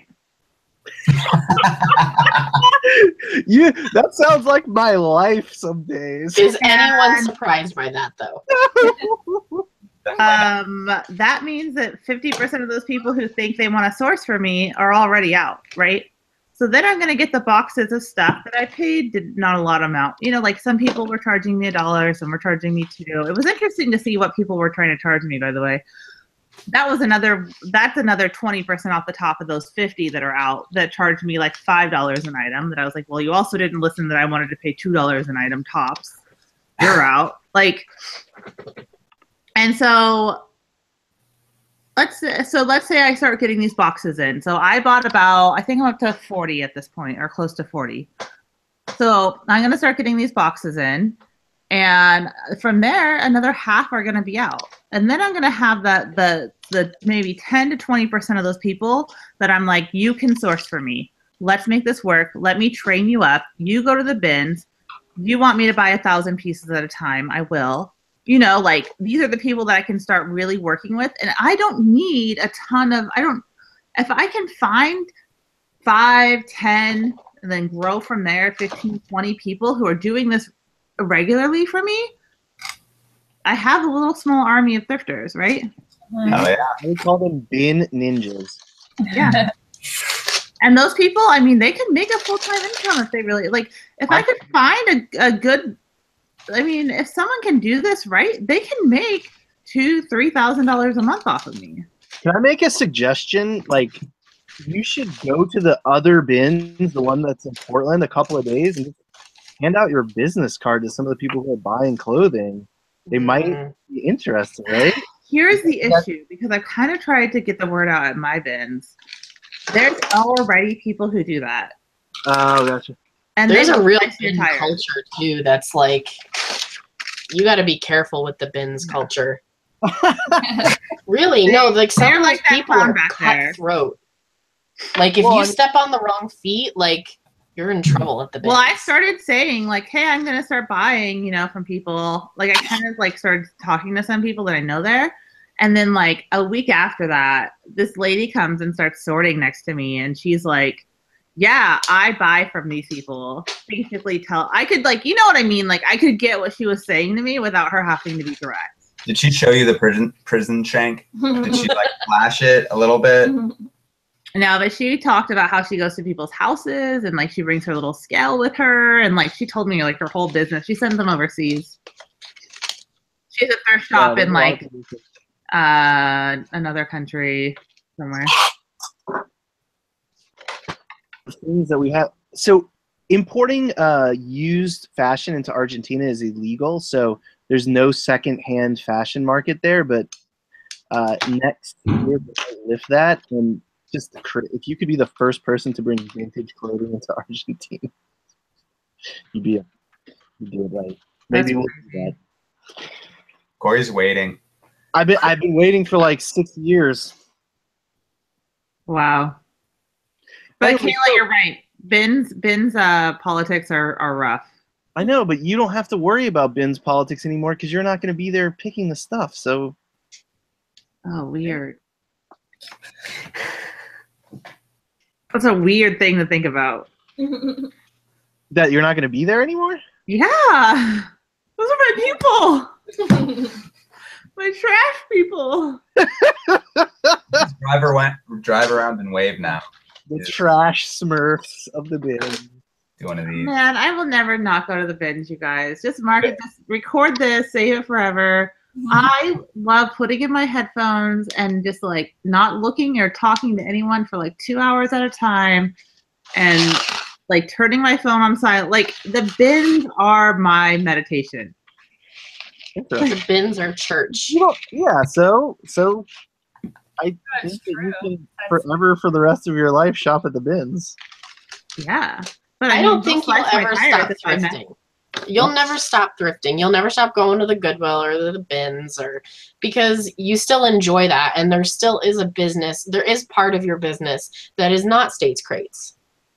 Yeah. So unless you decide to give up eBay like completely, which I don't see that happening, you might change. You might say, I'm not going to sell $15, $20 items on eBay anymore.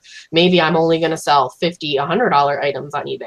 That could be a future possibility. So you're thrifting, the manner in which you thrift might change, but I don't think you'll ever stop going completely. Like, I wouldn't, but I mean, that's the thing is like, no, I wouldn't do that. I wouldn't just buy wholesale, because part of the reason that I do this is because this is the part that I enjoy. Like, yeah, making money is part of it, but I enjoy that part, Yeah. What really? No, I just cut you off. You know what I really want to get into? I love to talk. I love that we can talk here. It's like a safe spot. It's like the secret corner of the internet. Because no one watches this show. Because no one watches the show. Yeah, I'm kind of thinking. That's how I introduced the show tonight. Okay, so those bins, those donation bins that the woman got like killed in, like she hung herself trying to get the clothes out of? Okay, like you know what I'm talking about. Yes. Okay, so they're in like the parking lot. You can buy those. My question about those is like, Is there ever really good shit in there, or do people just like dump dirty diapers in there? No, there There's, like, are. open it up and there's like poop in it.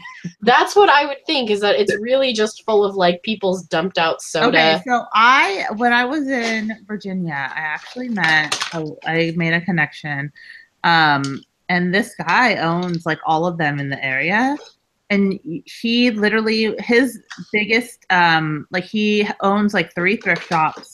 And then he also sends stuff into the Real is like his thing. Like he'll send all his high-end stuff into the Real. And then he owns 3 thrift shops. And he has so much stuff that he literally has a warehouse full of stuff that he sends like wholesale out to people. Are you gonna set one up? I want to buy one in Portland. So like, How much are they? What? How much are they? Like, if you were to Well, buy I don't one? know. That's what I'm trying to figure out because they're all owned by like the same people up here. So I need to figure out how I can start getting my own. I need to like find the pipeline of that, you know? Got you. You need to find a little piece of land or part of a parking lot you can lease, kind of like how a food cart, you know, maybe even a food cart pod or something like that. Yeah. This corner of it, right?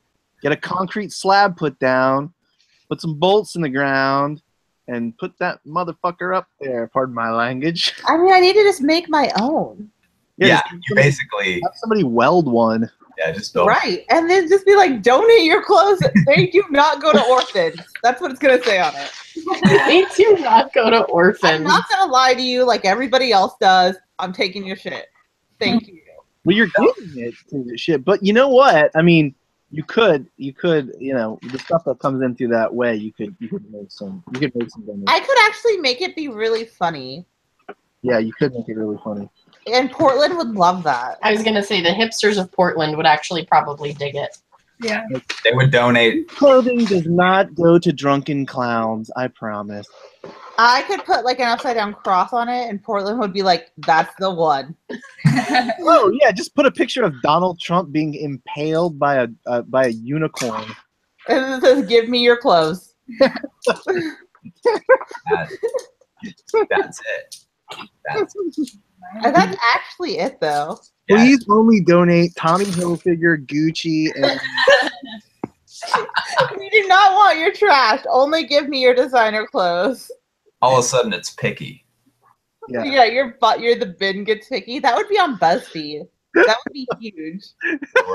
People would come. Okay, so Portland is really weird, and people come here to see weird things.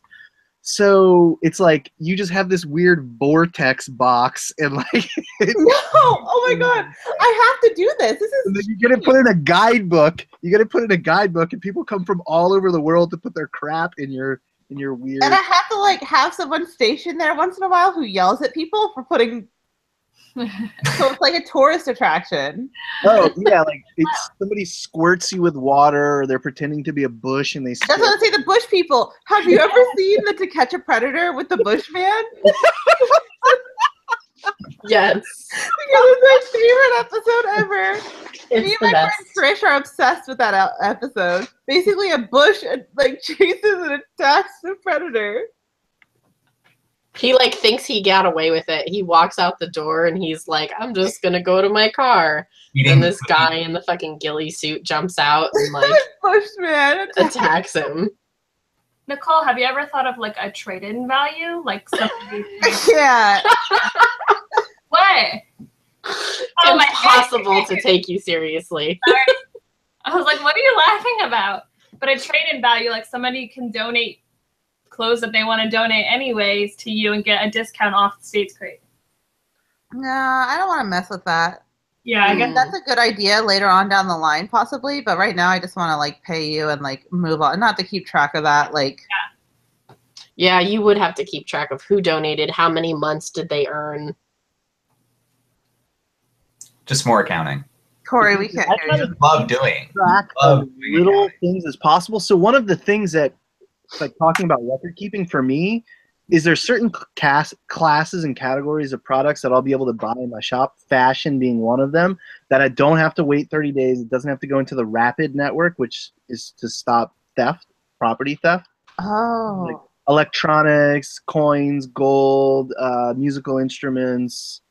car parts, motors, stuff that Things worth of money. Yeah. power tools, things that are transportable and worth money. They have to be, if you consign them, you don't have to do shit. You just put them on the shelf and you pay your consignment, but you have to keep track of that consigner and all the blah, blah, blah, blah. What system are you using? What do you mean, what system am I using? For consignment. I'm not yet. Talk to me when you need to deal with that. Okay. Cool. Yeah. I haven't decided whether consignment will be part of the model, but I think it might be a way around the 30-day hold time on certain items. I think that's why people do it too. Yeah, I mean, plus so fill out for your inventory. I mean, that's exactly. It stops capital outlay, certainly. Consignment's generally done because you don't want to get stuck with inventory, right? So you make less money, but you're not putting yourself at that risk. Mm. Yeah, you don't need large amounts of capital to get a large inventory either. Right. Basically, you can acquire an inventory with basically just operating expenses, which sounds okay. I mean, having part of it actual inventory and part of it consignment inventory, I'm okay with that too. It's just figuring out how to distinguish them. But I'll talk to you when I decide to make that. I can help you with that. Thank you. Because I ran a consignment store for 8 years. Cool. There was a software that was also at the eBay Open, but now I'm very suspicious about. That is, it cross posts to it can cross post to Etsy, Amazon, and eBay, and Shopify. And it also has buildable modules, but the completed modules, there's a commission and a consignment model that are built into it. It's called 6-bit. Oh, 6-bit. I know 6-bit. Yeah, so that's the one I tested out while I was at the Open. You have a lot of time, obviously, so I tested out several, and that seemed to be the one that was really functional. I mean, are you looking to post? So there's like a true. Do you know about Liberty? Liberty is like a really good consignment system. No, so it needs to also. I want a total inventory solution that takes into account owned inventory and consignment inventory. Yeah. And it can give me the numbers based on both. You can do that. Okay, awesome. It's called Liberty.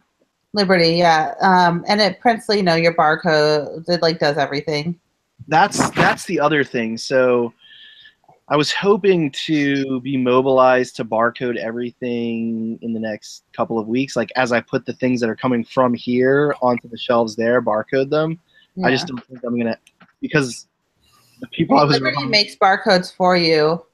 Yeah, that's what I want. It's not a cheap system. Just if I don't mind spending money on something that saves me. But time. I can say that it's super easy, and you can also, if you have employees and stuff, it's very much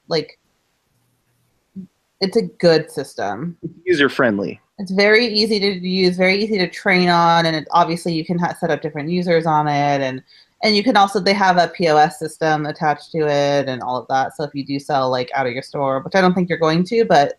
No. But see, the thing is, I need to integrate Liberty with the eBay listings themselves. Or whatever program it is, right? I think that they have the ability to do. I can talk to my old boss tomorrow and ask her if any questions you have. That'd be awesome. Yeah. You can also just come see it in action if you want to come over to the shop. Yeah.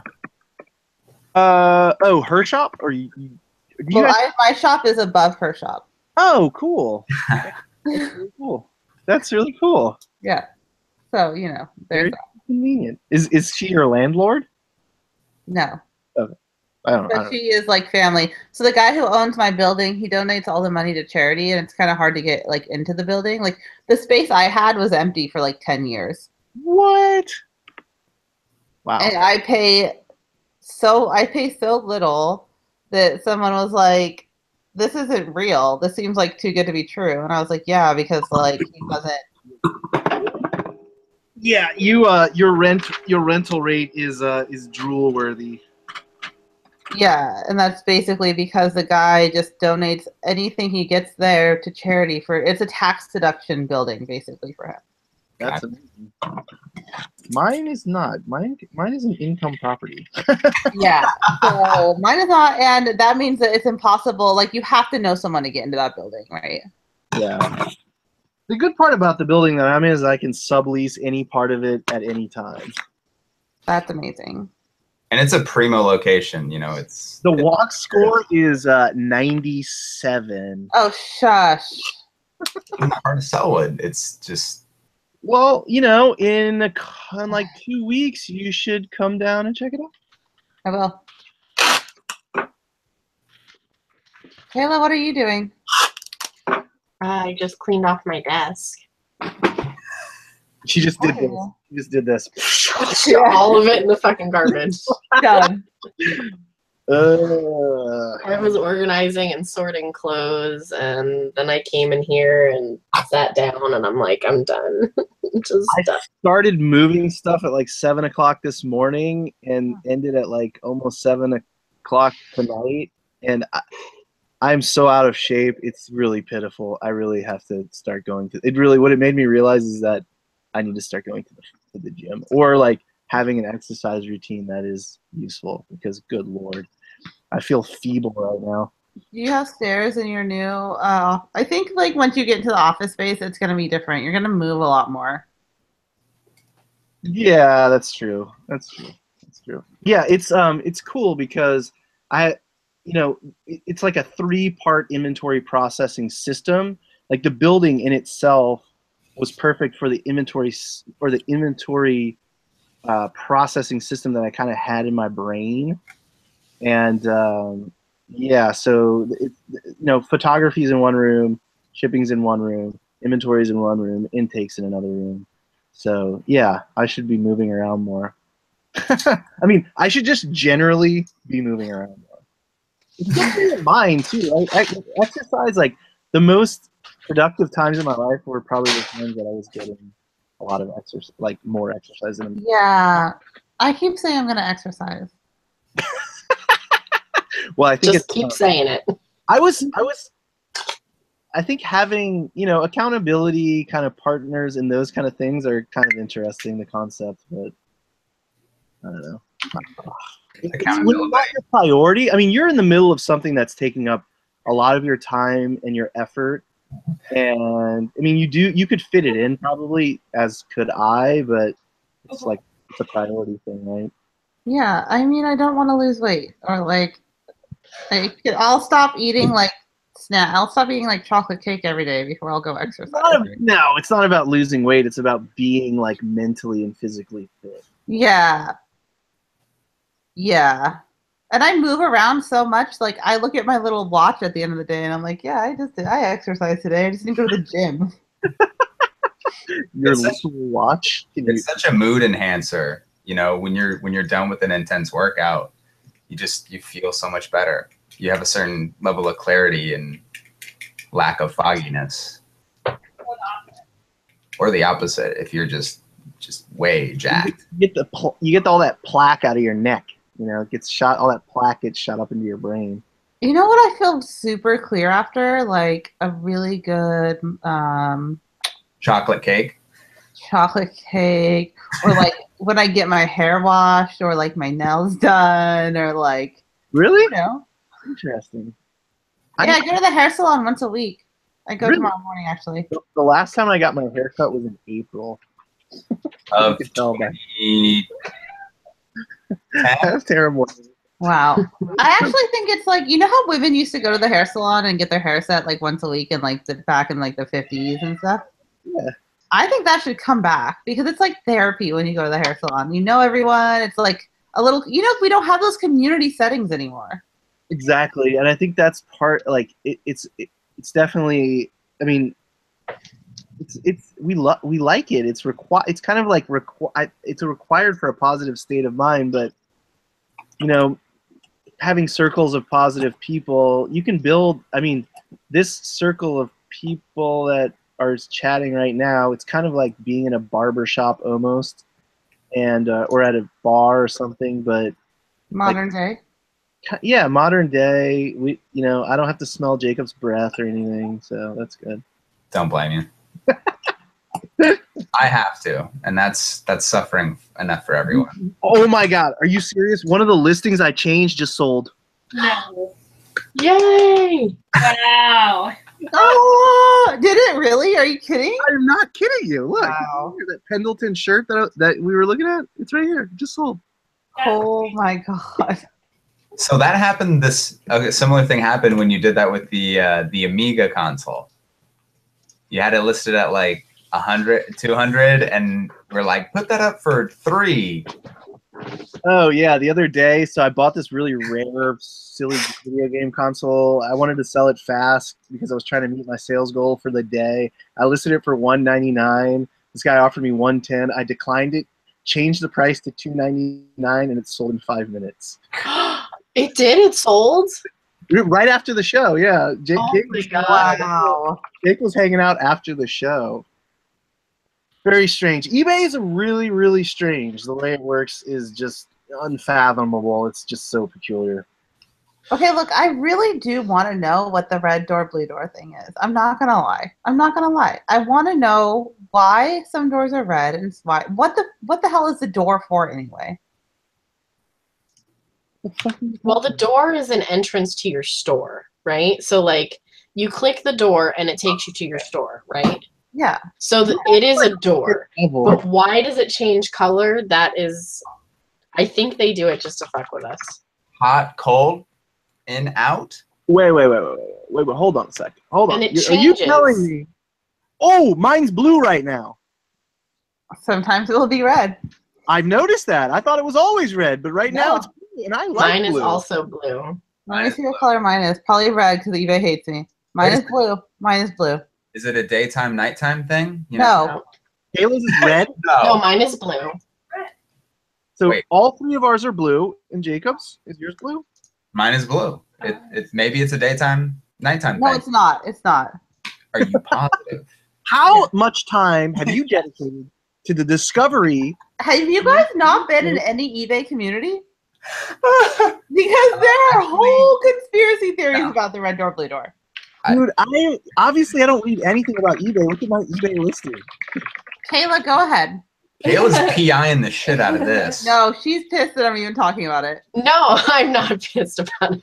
But I'm pissed that I told this lady I absolutely cannot accept lower than blah, and she made me a way lower offer. She continued to go there.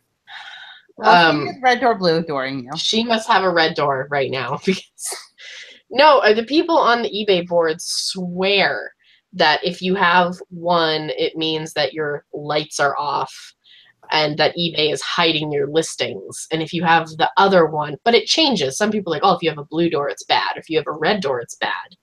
It's just Okay. fucking So I conspiracy theory. experience spikes in sales that just don't make any sense on eBay. It's like, That is how it goes. yeah, but okay, for 48 hours, I'll do this number, and then for the next 48 hours, a completely different. I mean, it doesn't even make any sense. Like one Monday, I have the same, like, when your inventory is large, like there are some like kind of laws of larger numbers. I'm not saying I have the biggest, like 2,000 items, whatever. Maximum 1,200, minimum to 2,000. I mean, that's a significant number. So there should be some normalcy there, but there isn't any. It doesn't make any I sense. heard the rule of thumb is that you don't see normalcy until 3,000 listings. Really. Plus, I mean, if you think in terms of month to month, you have some normalcy there. Yeah. Yeah, I know, but it's just weird. It's just Day to day, no, it's sporadic. I mean, even I'm looking at like what my monthly sales are anyway. So any day that's slow or whatever, sometimes I'll reach out to try to influence it, but it usually doesn't work unless I post like some unique items that I have kind of like. just keep listing. That's what you got to do. But I have heard distinctively from that 3,000 is like the number. 3 days. 3,000. Oh, wow. Well, hopefully wow. we'll be there in about 2 days, 3 days. February 1st. Come on, Corey, let's go. February 1st. My wife's going to be in Argentina with my daughter all of February, so all of January. So All of January. well, it's summer there, and I can't stay that long, and they want to take an extended vacation. So they get to hang out by the pool, and I get to. I won't be in my basement anymore. That would kill me. Your bunker?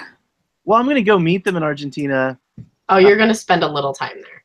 So I'm going to go for 2 weeks, and then Okay. stay for a little bit longer. I But- no longer feel sorry for you. Oh my god, a month without my family would like kill me. We do stints of like 2 and 3 weeks. Pretty, it happens. Like, it's very expensive to fly there, and it's like I generally running this business. I can't really just leave in a month whenever I want. But I want her to be able to go back and see their family and have a good time, and it Yeah, that makes takes sense. a little bit of time to really think about things and have it be uninterrupted to grow my business. It's not that I don't miss my family, because I absolutely do, but I grow this business to like make our lot in life a lot better. Mm-hmm. I mean, I would say that like 5 years ago, I was basically dead ass broke. Like, I couldn't buy a haircut. And what's your excuse now? Yeah, I was gonna say you haven't. Oh, Woo! I just don't want to now. See, the difference before was I couldn't, and now I just don't want to. So Got it. I see. Now it's Yeah. a preference thing. yeah. this is Money devolving. didn't change Corey. That's what happened. Money didn't change him. Money. Oh, I'm rich. he's still the same old G. I used to buy the Oscar Mayer bologna, but now I buy the Olympia Provisions bologna. Hey. Specific. Ugh. Are you guys running a Black Friday sale? Give me a some suggestions on a Black Friday sale. Yes. Well, for your business or mine? Oh, both. I don't know. Business. Do you have an email? Do you have an email list? No. How many people subscribe to your email list? Which email? How do list? we find the answer to this? God, you guys, I can't handle you through everything in life. Not everything, just eBay. Hold Where's on, my let me hand, show guy? you. You know What who you showed me talking- this? Hold on, because Caleb will appreciate this, and we miss him in our life. It's Garf told me all about this. Oh, Garf. Garf? Papa Garf. Papa Garf, who gave me some wrong information too. That I got yelled Did at. he? Yeah, Papa Garf messed me up. Well, he He's also Papa- got lost in his own office building, so Sorry, bless his heart. Garf. I wish I was there when that happened. The best part is that somebody, like a very big boss, had to go find him. Oh God. Okay. Okay, Papa Garf has been with eBay for like 20 years. Okay. Like, who works for eBay? Works for eBay, yeah. Okay. And how do Okay, you know hold Papa Garf? Let me screen share for a second. Okay, so you can see your email list. Where is it at? Manage your store. Oh, sorry. Let me do this. I'm gonna lose top-rated seller next month. Why? Wait, shouldn't it? Where is it? Tracking. It needs to be 95. You're above 95. You're right. Wait, what am I losing it for? I don't. Something else. Hold on. Another reason. Okay, store email marketing. Boom. I've never even clicked that link before. I don't even know where that is. Well, if you would have been watching my screen share, I know. Okay, so I have 438 people on my mailing list. I have have 9. two. I I have have 9. 2 on my mailing list. I'm pretty sure one of mine is my husband. They're both my Okay, well, you guys need to market yourself better. never. Nicole, how? What you're good at and stuff. Nicole, do it for me. How do I do it? Okay, well, I have 438. So what I would do, I'll probably send them an email with a codeless coupon being like, "Yo, check out my shit." I'm gonna Black send one to my 9 people too.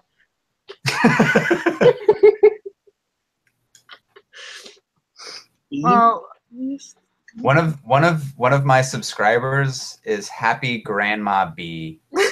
Oh, grandma. Is that your grandma? too? Is that your literal grandma? No, it's not. But it is a sweet name. There's a guy on my mailing list. His name is Moldy Nuts, and he ordered a pair of mesh shorts from me. No, he didn't. This is not true. Yes. Should we talk about the picture that we found on eBay the other night? But yeah, okay. So Joe was looking for workout compression shorts. You know, like Nike compression shorts. And so all of a sudden it's like 1 a.m, and he sends me this picture, and he just goes, "Fucking eBay." And this guy was selling a Fred Perry or something polo shirt, but he had no pants on, My gosh. no underwear. nothing. Like full on dick out You know, so at Burning Man, there's a on group- eBay. I know, but on Burning at Mike is turning around. He's like, Mike what? thought.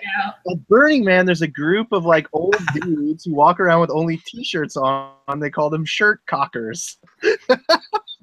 They call it Donald ducking it. Okay, also. and then so all he had like 100 listings, and they were all him in underwear, and he had, Selling like, the some underwear. that had like huge dick pockets. Where his It was him and his boyfriend. If you noticed, there was also other men in the listings as well, showing off the underwear.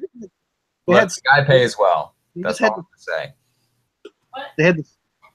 they had the goods like Literally, like full on. like the Vienna sausage and the All cashew. yeah. I did see the listing the next day, and the picture was gone. The listing was still up, but the penis was gone. I wonder if he did that overnight for a reason. Or if it could have been an accident also. I mean, he could have been like, although all of his listings are showing off his He didn't crop it properly. package. He didn't crop. No, he probably didn't mean to include that one. That one is probably what gets sent to the buyer. Oh, ooh, I bet you're right. And how many subscribers does that guy have? Probably more than all of us put Yeah. together. Like, he's doing it right. Jake is so mad right now. I need to send him a message and be like, how do I get subscribers? And he'd be like, well, first you take your dick out on eBay. Step 1. Well, what you do is you get your sausage and you put it on a plate. You know what I'm excited about, you guys? What's up? My vacuum sealer came today. Oh, which brand did you get? How did you? Well, I got multiples because I'm gonna need multiples. So I got a few different kind to test out. Ooh. Very excited about them. And so I'm gonna be I have a girl coming in Wednesday, and her whole job is going to be to vacuum seal steak crates all day. Interesting. So are you gonna try to seal the whole crate as an entity and then throw that into a I haven't What do you- decided yet. okay? I have to see how it works. Because you're anything that's West Coast, you're gonna be cool with, right? But it's the stuff that's going across the country that's dropping the ends of your toes Well, off. all of them are. Like, if I can save $2 on even like the, yeah, I'm gonna try and do it for everyone. Yeah. Interesting. I'm curious. I really want to see how that goes. People are either gonna be pissed or happy Why would they be pissed? Yeah. because I'm vacuum sealing their clothing. No, but that's awesome because you're protecting it from the elements. It's sealed. There's no odors that are gonna be there. It's gonna be like a nice little package, each item. Can I put like a dryer sheet into each package? No. Don't do They'll complain about that. You know they'll complain about that. it. People are So if something is like, there's like What is that in your hand? if there's a vintage shirt and it's like I've cleaned it, and because I don't buy a lot of fashion, so everything gets laundered by one of my listers. The fashion lister does like laundry. Like for some reason has like like a mothballs. It's mostly the mothball smell. That smell is so hard to get rid of. Dude, this gets rid of the mothball smell. This stuff right here. Wow. Those are for shoes. Yeah, it's odor eaters for shoes. But it works for clothes. Yeah. Hmm. But it doesn't get rid of all odors, really. But it gets rid of mothball odor, which is the That's grossest. interesting. Well, I'm excited to start vacuum sealing that shit. What up? I'm so excited to vacuum seal. Why? That's Because she money. has an odd idea of what fun is. I mean, it's going to be a matter of a process to really get it right, and Yeah. you know, like it's how many sealers did you order? 3. Interesting. Are they all like just kind of like kitchen? Are they like, is one of them commercial or? Oh no, they're all kitchen. I got a really cheap one, a medium one, and an expensive one, so I could see like, all right, like, does it really matter? Right. Yeah. It's. I mean, the pumps are rated for a certain amount of airflow per minute or per second, generally. So it might come down to actually looking at which has, just faster airflow rates. I mean, I need a commercial one. Yeah, I was looking at some of the, so when you look at those like little sealed packages of like candies or like mostly beef jerky, that seems to be the industry that vacuum seals stuff. Is beef jerky. So it's like they have to have a very fast machine that just zips the air out of it quickly. I'm not saying like that's perfect for you or anything, but there's got to be a solution out there that evacuates air extremely quickly. It would almost be awesome if you had like an overhead vacuum tube that went down to a device that had like 4 things that you could put. Somebody just put 4 of them onto a unit, clip them down, and it could do like 4 at a time instead of doing 1 at a time. But I don't know. Like, have you heard of that show? Like, how do they do that, or how it works, or whatever? Yeah. You gotta find out what about beef jerky. See how they- That shows. But YouTube will tell us. YouTube has the answers. has a lot of answers. I mean, think about how many answers that you provided to people on YouTube. I just talk shit and like act like a moron. You actually provide valuable information. I don't know if I do or not, but I'm very excited about my vacuum sealers. I don't really care about anything else right now. Because space is an issue, and if I can vacuum seal my eBay stuff, and I can vacuum seal my crate stuff, and I can so I was already figuring out, like, it's just going to be like a little, like filing cabinet of clothing. No, that's a great idea. Yeah, great idea. I mean, it's gonna definitely address the space issue. Yeah, everything is going to be barcoded, and like, the barcode people will come and barcode your stuff for you if you use their system, and the right people. What? Shit, I want that. That's beyond my pay grade. Yeah, so I can call barcode. Well, I can't, but I can have people call barcode people and be like, you have to go out to this office and do this for her. And they'll come to me and they'll just do it. All right, well, yeah, that's pretty awesome. Because they want you to use their systems. I bet I could too, even. So there are so many systems out there that you can use that companies will come and set them up for you because they want you to use their system if you play them right. Yeah, and well, I mean, it needs to be profitable in the long term for them, but maybe they're willing to make an initial investment for a long-term commitment to the software. Yeah. Interesting. I mean, sounds awesome. I would love somebody to come and barcode all my shit because I need somebody to do that. I don't know if they're going to actually barcode every single thing, but they'll set it up, and so then you just, after the setup is the hard part, right? Exactly. I mean, it's a matter of like, I mean, you have a thermal sticker printer anyway. That's what it's going to be. Yeah. Thermal stickers coming out, swack pack, swack tack, swack pack. I mean, right. The time. It's just that the time that it takes to do it needs to make sense in the process, building the process so that initial time investment of barcoding makes fast as farts. And this applies to all businesses. Like, I was talking to my friend's dad, Pat, and he's like an investor. He's done all these businesses, and I was kind of going over my business plan with him. And he was telling me, like, he's had managers who literally spend half of their time looking at process. Like, that's all they do is look at process, and they try and cut ways out to make it smoother. They look at graphs all day. They try to find ways to cut down on costs, essentially. And when you're running a business like ours, our business is literally our biggest expense is going to be manpower, always, for any of us, as we scale. Like, our product is, everything is all manpower. So, basically, if you have a good manager and that manager is constantly just finding ways to cut back on manpower and cut back on time, it's like a time game. Yeah. Kayla, those are good shoes. Let me see those. You gotta talk. They're Ash. They're Ash brand. What They've size got like are they? faux croc. They won't fit you. They're too small. I had a pair of Ash shoes once, and they were wedges, and they had like these skulls on them. They were so good. They're so good. If these were my size, I would keep them. I think they're so good. And then, of course, Waldorf messaged me and said that these are still available on the website.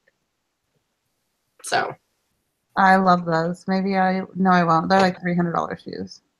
These were only like 130 right now. I do have some Vince. What size Vince do you wear? Shoes? Like a 10 or 11. I have a pair. I have a pair of 10s. They're too big for me. They're the suede like. Ooh, I have the blue version of that. Are they platforms or are they regular? No, they're pretty low. I really wanted to keep them, but they're like a smidge too big on me. Let me see. Hold them up. They're the suede though. I have the perforated ones. And that's what I'm looking to get another pair of. But I was gonna settle for these, but those are really cute. They are, but I don't think they're just platform. Too big. Oh yeah, but you're so tall. I want to be be taller. Yeah. Yep. I was sad. These are too big.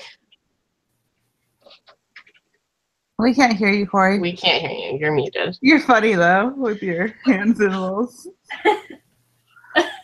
He's a bear. Ooh, can we play? I wasn't muted. I wasn't muted. I was just braids. I wasn't muted. I was just moving my lips. Oh, that's a fun game. Yeah, this is great. This is a great hangout. God. How much are you gonna list those ones for? I don't know. I didn't look them up yet because I was gonna keep them. Corey knows how much they are going for. No, he doesn't. Don't you, Corey? No, he doesn't. Just show it. Corey knows how to list faster. You can use this website called Crazy Lister. Your account is expired. The thing is, it didn't list. Those were already listed. How did that happen? I don't know. I really don't know. But apparently, was this an eBay Open this year that this happened? Yeah. When I went to eBay Open was like in July, right? Yeah. So that was kind of one of going to eBay Open and talking to some people and making some connections made me really have a little bit more interest into pivoting. I was deciding whether I was going to, what I was going to do. Was I going to put my faith in eBay? I mean, it's hard for me to like, do I trust eBay and grow through them? Do I try to develop some kind of Shopify presence? Do I try to do some other presence? I'm scared of companies like eBay. Honestly, I'm really frightened by eBay still to this day. That's why I'm like, I like when they snap, I jump because I'm like I don't want to be dependent on any one platform and be in a place where something could happen that maybe is even beyond my control, and then all of a sudden I'm not able to sell on the platform. I've heard just horror stories before about people like, oh, I was doing $10,000 a month, and then eBay said I didn't do this, and then kicked me off or something. And I don't know if any of those stories are true because they are. They are true. Okay, that scares me even further. No, that shit happens. I mean, most of the time it's because people really did like something wrong, but sometimes they don't even know they're doing something wrong, and sometimes it's because of misinformation, right? Yeah. So like a rep will tell you one thing because that was the rule 2 years ago, but the rule has changed and they didn't know. And it doesn't matter. You did it wrong. You're out. Yeah. Are there things where they will just ban you, no warning, just you did this thing, you're banned? Sure. I mean, anytime you break their rules, they can do that. Are they going to? Probably not. I mean, I've gotten plenty of, like the things where the copyright and they remove an item, and I just don't relist. The things I've heard mostly are like you'll get linked to a band. The scariest stories that I've heard that are true are like accounts that get linked to banned accounts. So like maybe somebody used your computer or you were helping them 5 years ago build their eBay account. They got suspended. Your IP is linked with theirs, and essentially like your account gets linked and then you get banned too. Damn. Crazy. Yeah, that's nuts. And that's all like AI oriented, right? Right. So that's the scary overlord that I want to avoid being the servant of, honestly, but I guess I have no choice.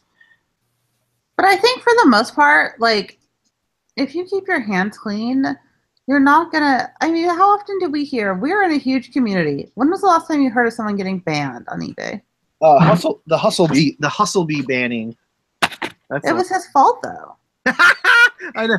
I mean, I'm not trying to be mean, but it was legitimately his fault. It was his fault. Like, he neglected one account. His other account was linked, right? So they banned both of them. And it was a drop shipping account. eBay doesn't want you to do drop shipping, period. Yeah, I don't like doing drop shipping. Ugh. So, like, they're not going to, like, be lenient on you if you have an account they don't want you to have and you don't keep up. That's why. Like, drop shipping is, it's not a fun game. It's a scary game. Yeah, I mean, so the risk is like, well, let's say you go to like a coffee shop and you use the IP of the coffee shop, and somebody else with a banned account was at that coffee shop. It seems like there has to be some kind of weird metric, but there has to be, because like they also say that they can't ban IP addresses. So like I had a stalker, like a legit, like a stalker was happening. She was like creating new addresses and continuing to buy from my store. Like it got really bad for a while. And eBay was like, we are trying, we can't ban IP addresses anymore. So I don't know if they even do that anymore. Like I know that was a thing that happened at one point, but this was like a more recent thing. So I don't know, like that story, it might be old, but I know that there is some weird, like they can't just like straight ban an IP address. Interesting. I don't know how we got on that crazy tangent. I think we were talking, I don't know. I definitely don't want to get caught with all of my eggs in one basket. I mean, what I like about the crate model, you're kind of discussing with like these other things, is like how to like diversify. I mean, it's like a lesson in diversification. I have a question. Why is my vintage eBay site is saying that my seller performance status is at risk in the global program? Why would that be? I talked to somebody in the concierge thing about that, and Guy, who's in the chat, it's crazy. It was telling him he was going to lose his top seller standard, but he isn't, because it's only in this global thing. And I have some. It's showing like items from like 2 years ago or something in my global shipping orders, and it's like influencing my ratio, and they're like really old. Well, so this account is only like 6 months old. Yeah, something weird. And I haven't had any late shipments. Shipping thing, but it never happens apparently. It's like the metrics are all messed So it's not necessarily something I need to like be concerned about, because I don't have any late shipments for any global stuff or international sales. So mine says the same thing. Hold on, All right, I'm gonna look at mine. Let's see. Where does it say this? under my seller level, where it shows your transaction defects, late shipment, and you go to status. region and you change it to, you go to region, click on region and change it to global. Yeah, and so I have a notification, and it's like a little exclamation point that says my status is at risk in the global program. Oh, that's dumb. So mine is like, it says I have a 4% late shipping rate, but like the last thing that it says I shipped late was in June 27th. And that's like impossible. I mean, the numbers just don't even make any sense. I lost top rated for next month. It's because they reevaluated me on the 20th, I think. Does it say if we evaluated you today, your status would be blah blah blah? Or what? Yeah, it's top rated. But you're gonna lose top rated, or not? Because you were saying, I'm losing it for December, which sucks. Why? Because I had a late shipment rate of 3.2%. Okay, but isn't it 90? It's not 95%. What is it? Late shipment has to be 3% or less. Late shipment rate. Oh, you know that you can call the eBay concierge guys, and sometimes they can do courtesy removals of certain things. Like I had, so I dropped off a bunch of packages this week, and they did not scan them on time because of the holiday. They said they were so backed up that some stuff just didn't go out until the next day. And so, like, now I'm waiting in line at the post office every day because I have so much extra fucking time to do that. But, like, I wanted to tell the eBay, I'm like, guys, look at my shipping, like, transactions. Like, I never have late shipments. Once in a blue moon. And they're like, yeah, we don't care. So Oh, the love. Well, that's why they tell you, like, that's why we give you the 3% in case of something like this. And then you're like, well, I dropped off 40 packages and exactly scanned them because the scanners were broken and the post office was going to close. What do you want me to do? Like, certain crazy things do happen. Last Christmas, I had 16 packages that they did arrival scans on, but they didn't do the next scan. Oh. So it doesn't count those. And so I got totally fucked. And I was in below standard for like months, and it took me forever to dig out of I that. actually think that eBay should, personally, I think they should remove the tracking, the first scan. So you know how they have late shipment, tracking uploaded on time, like.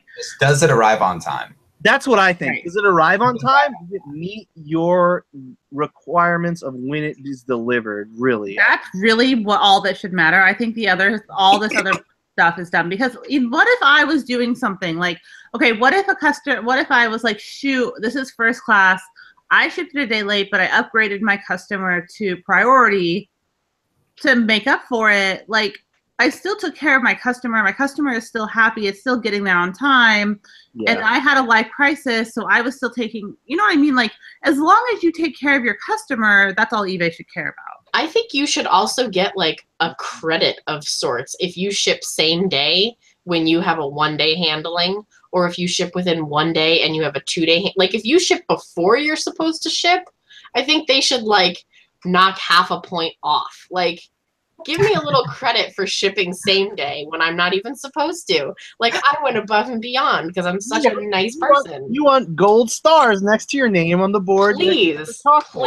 I do. I like those. I just think that they shouldn't have the whole, like, the scan-in thing is dumb because I know why I got this is because, like, we stopped using scan forms for, like, a week. And they weren't scanning them. Like, we were at a new post. You know what I mean? Like, they all came from, like, one time period. Yeah. Yeah, that's definitely how they get you. You get this can see, like, half of my listings from, like, the 11th or the 12th, whatever it was, were scanned on time. And the other half didn't get scanned until the next day. So what do they think I did? Like, just said to half of my packages, like, fuck you, and the rest of them I shipped on time? Like. Well, that's clearly what you did. Of course. Like, fuck these 5 people in particular. Why do you hate them? I mean, I hate these people. I have a red door now, guys. Guys, I have a red door.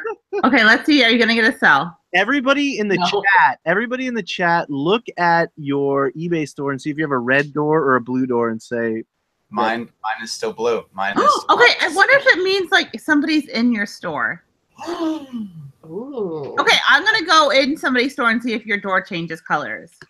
Jake, what color is your door? It is currently blue. Okay, I'm gonna go in your store. What is the name of your store? First, what is your store? It's ICOM List. What? Spell that letter by letter. There. ICOMLIST. Icon list. Yeah. Okay, are you selling a Pyramid PS2 1KX regulated? Is that you? Yes. Going in your store. Okay.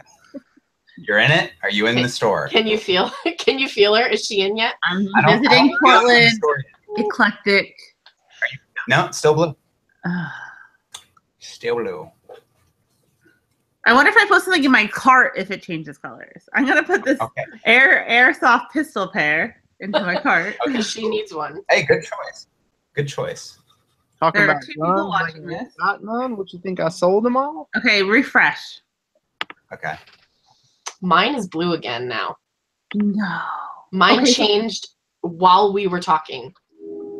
Okay, I'm proceeding to check out. Go ahead and refresh again. Okay, it's blue. It's still blue.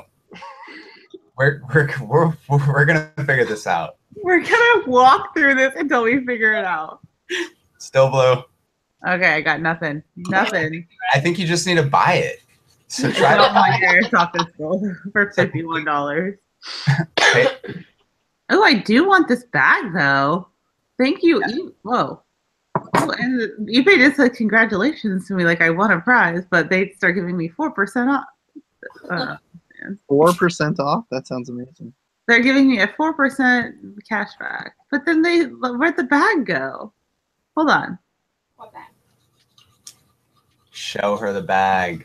Okay, this is not a good eBay. This is bad marketing. Look at what just happened. So I'm like, hey eBay, I want to buy this bag right here. This really orange, this mustard yellow one. But that's what pops up. And then you hit shop now, and Damn. the bag is not here. At least it didn't. At least it doesn't say your account is deactivated. I can't even see that bag on my front page. Well, I think it's like linked to stuff you looked at, but like that's messed up, right? Yeah, that's pretty jacked. I want that bag, and then you're not gonna let me buy it. That's harsh. You're just gonna give me this stupid like 1999 congratulations bag? You won. Congratulations, you won nothing, and you can't have the bag. That does look like a 1999 like you won like It's flashing. like a GeoCities website. My door's red. No. The Is it door's really? red. Okay, it's totally when someone's in your shop. It's red. Because I bet it just took a few minutes. Okay. Let's test this again. Kayla, go in my shop. No, it's Blue blue. now. Okay. So Mine's red now. so if you go to your my eBay summary, It goes it's red. Does it because you're in your account? My If you go to your eBay selling summary. manager, Okay, I'm on Seller Hub now, and it's blue again. it's blue. Your seller hub It's is blue on Seller Hub. Okay, but sometimes it's different colors on both. This doesn't have. So where are you seeing the red door?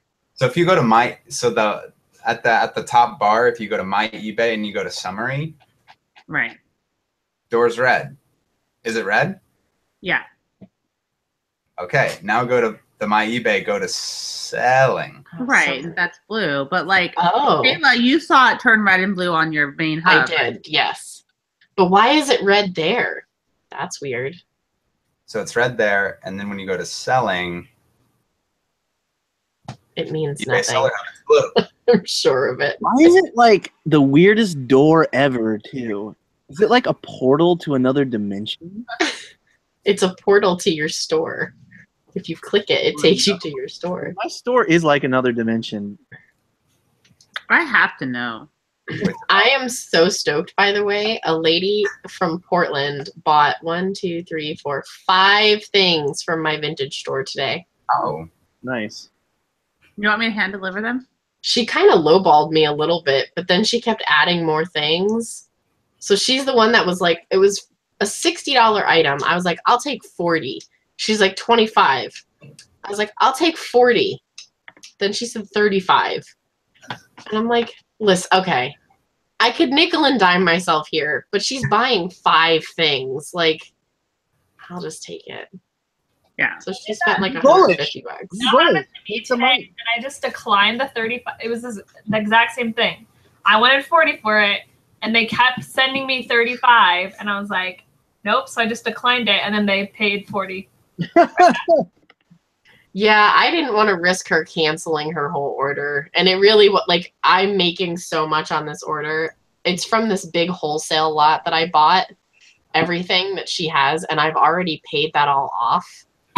So this is like $150 of just So pure freaking profit. cool. No complaints. I like money. Preach. I'm not gonna complain. And she leaves really good feedback.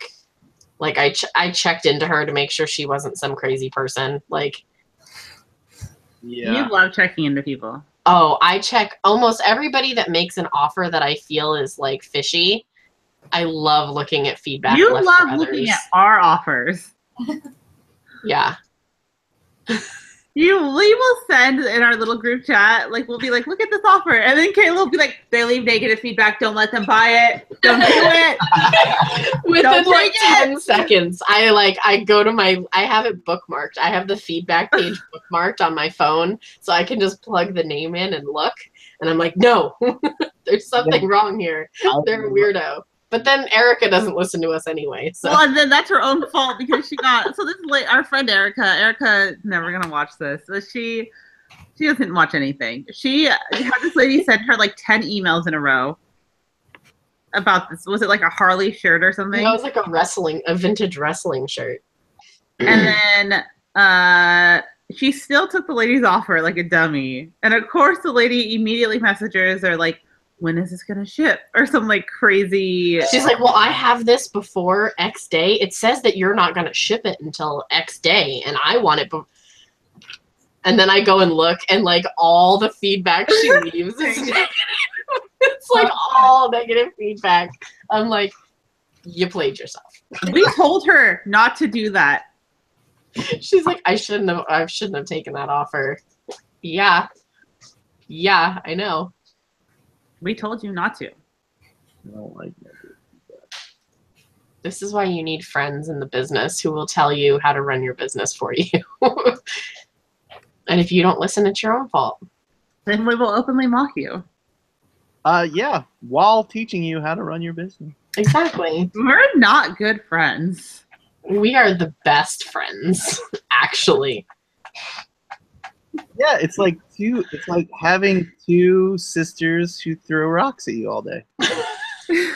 We started the show about Erica friends. has been doing this longer than both of us combined and is probably better at it than both of us combined. She should have known better. Why did we start this show, Jacob? I was just saying that we started it on the topic of friends. What it Oh. meant. Aww. What is friendship? We're getting ethereal though. Yeah, next level. Okay, tell us what friendship is. And let's all go through and then go to bed. So, what is friendship? Friendship is saying hi and being sincere with your eyes. Kayla, what is friendship? I didn't know I was going to be next. Well, you are. Get it together. That's Fred. Friendship is the family that you create. Well, that's some bullshit. Knock That is some like straight from some like sign at Home Goods.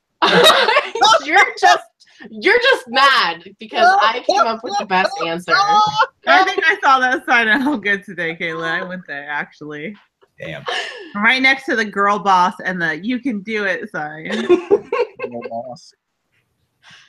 Corey, what is friendship? I have no idea. I don't have friends. I only have associates. Nicole.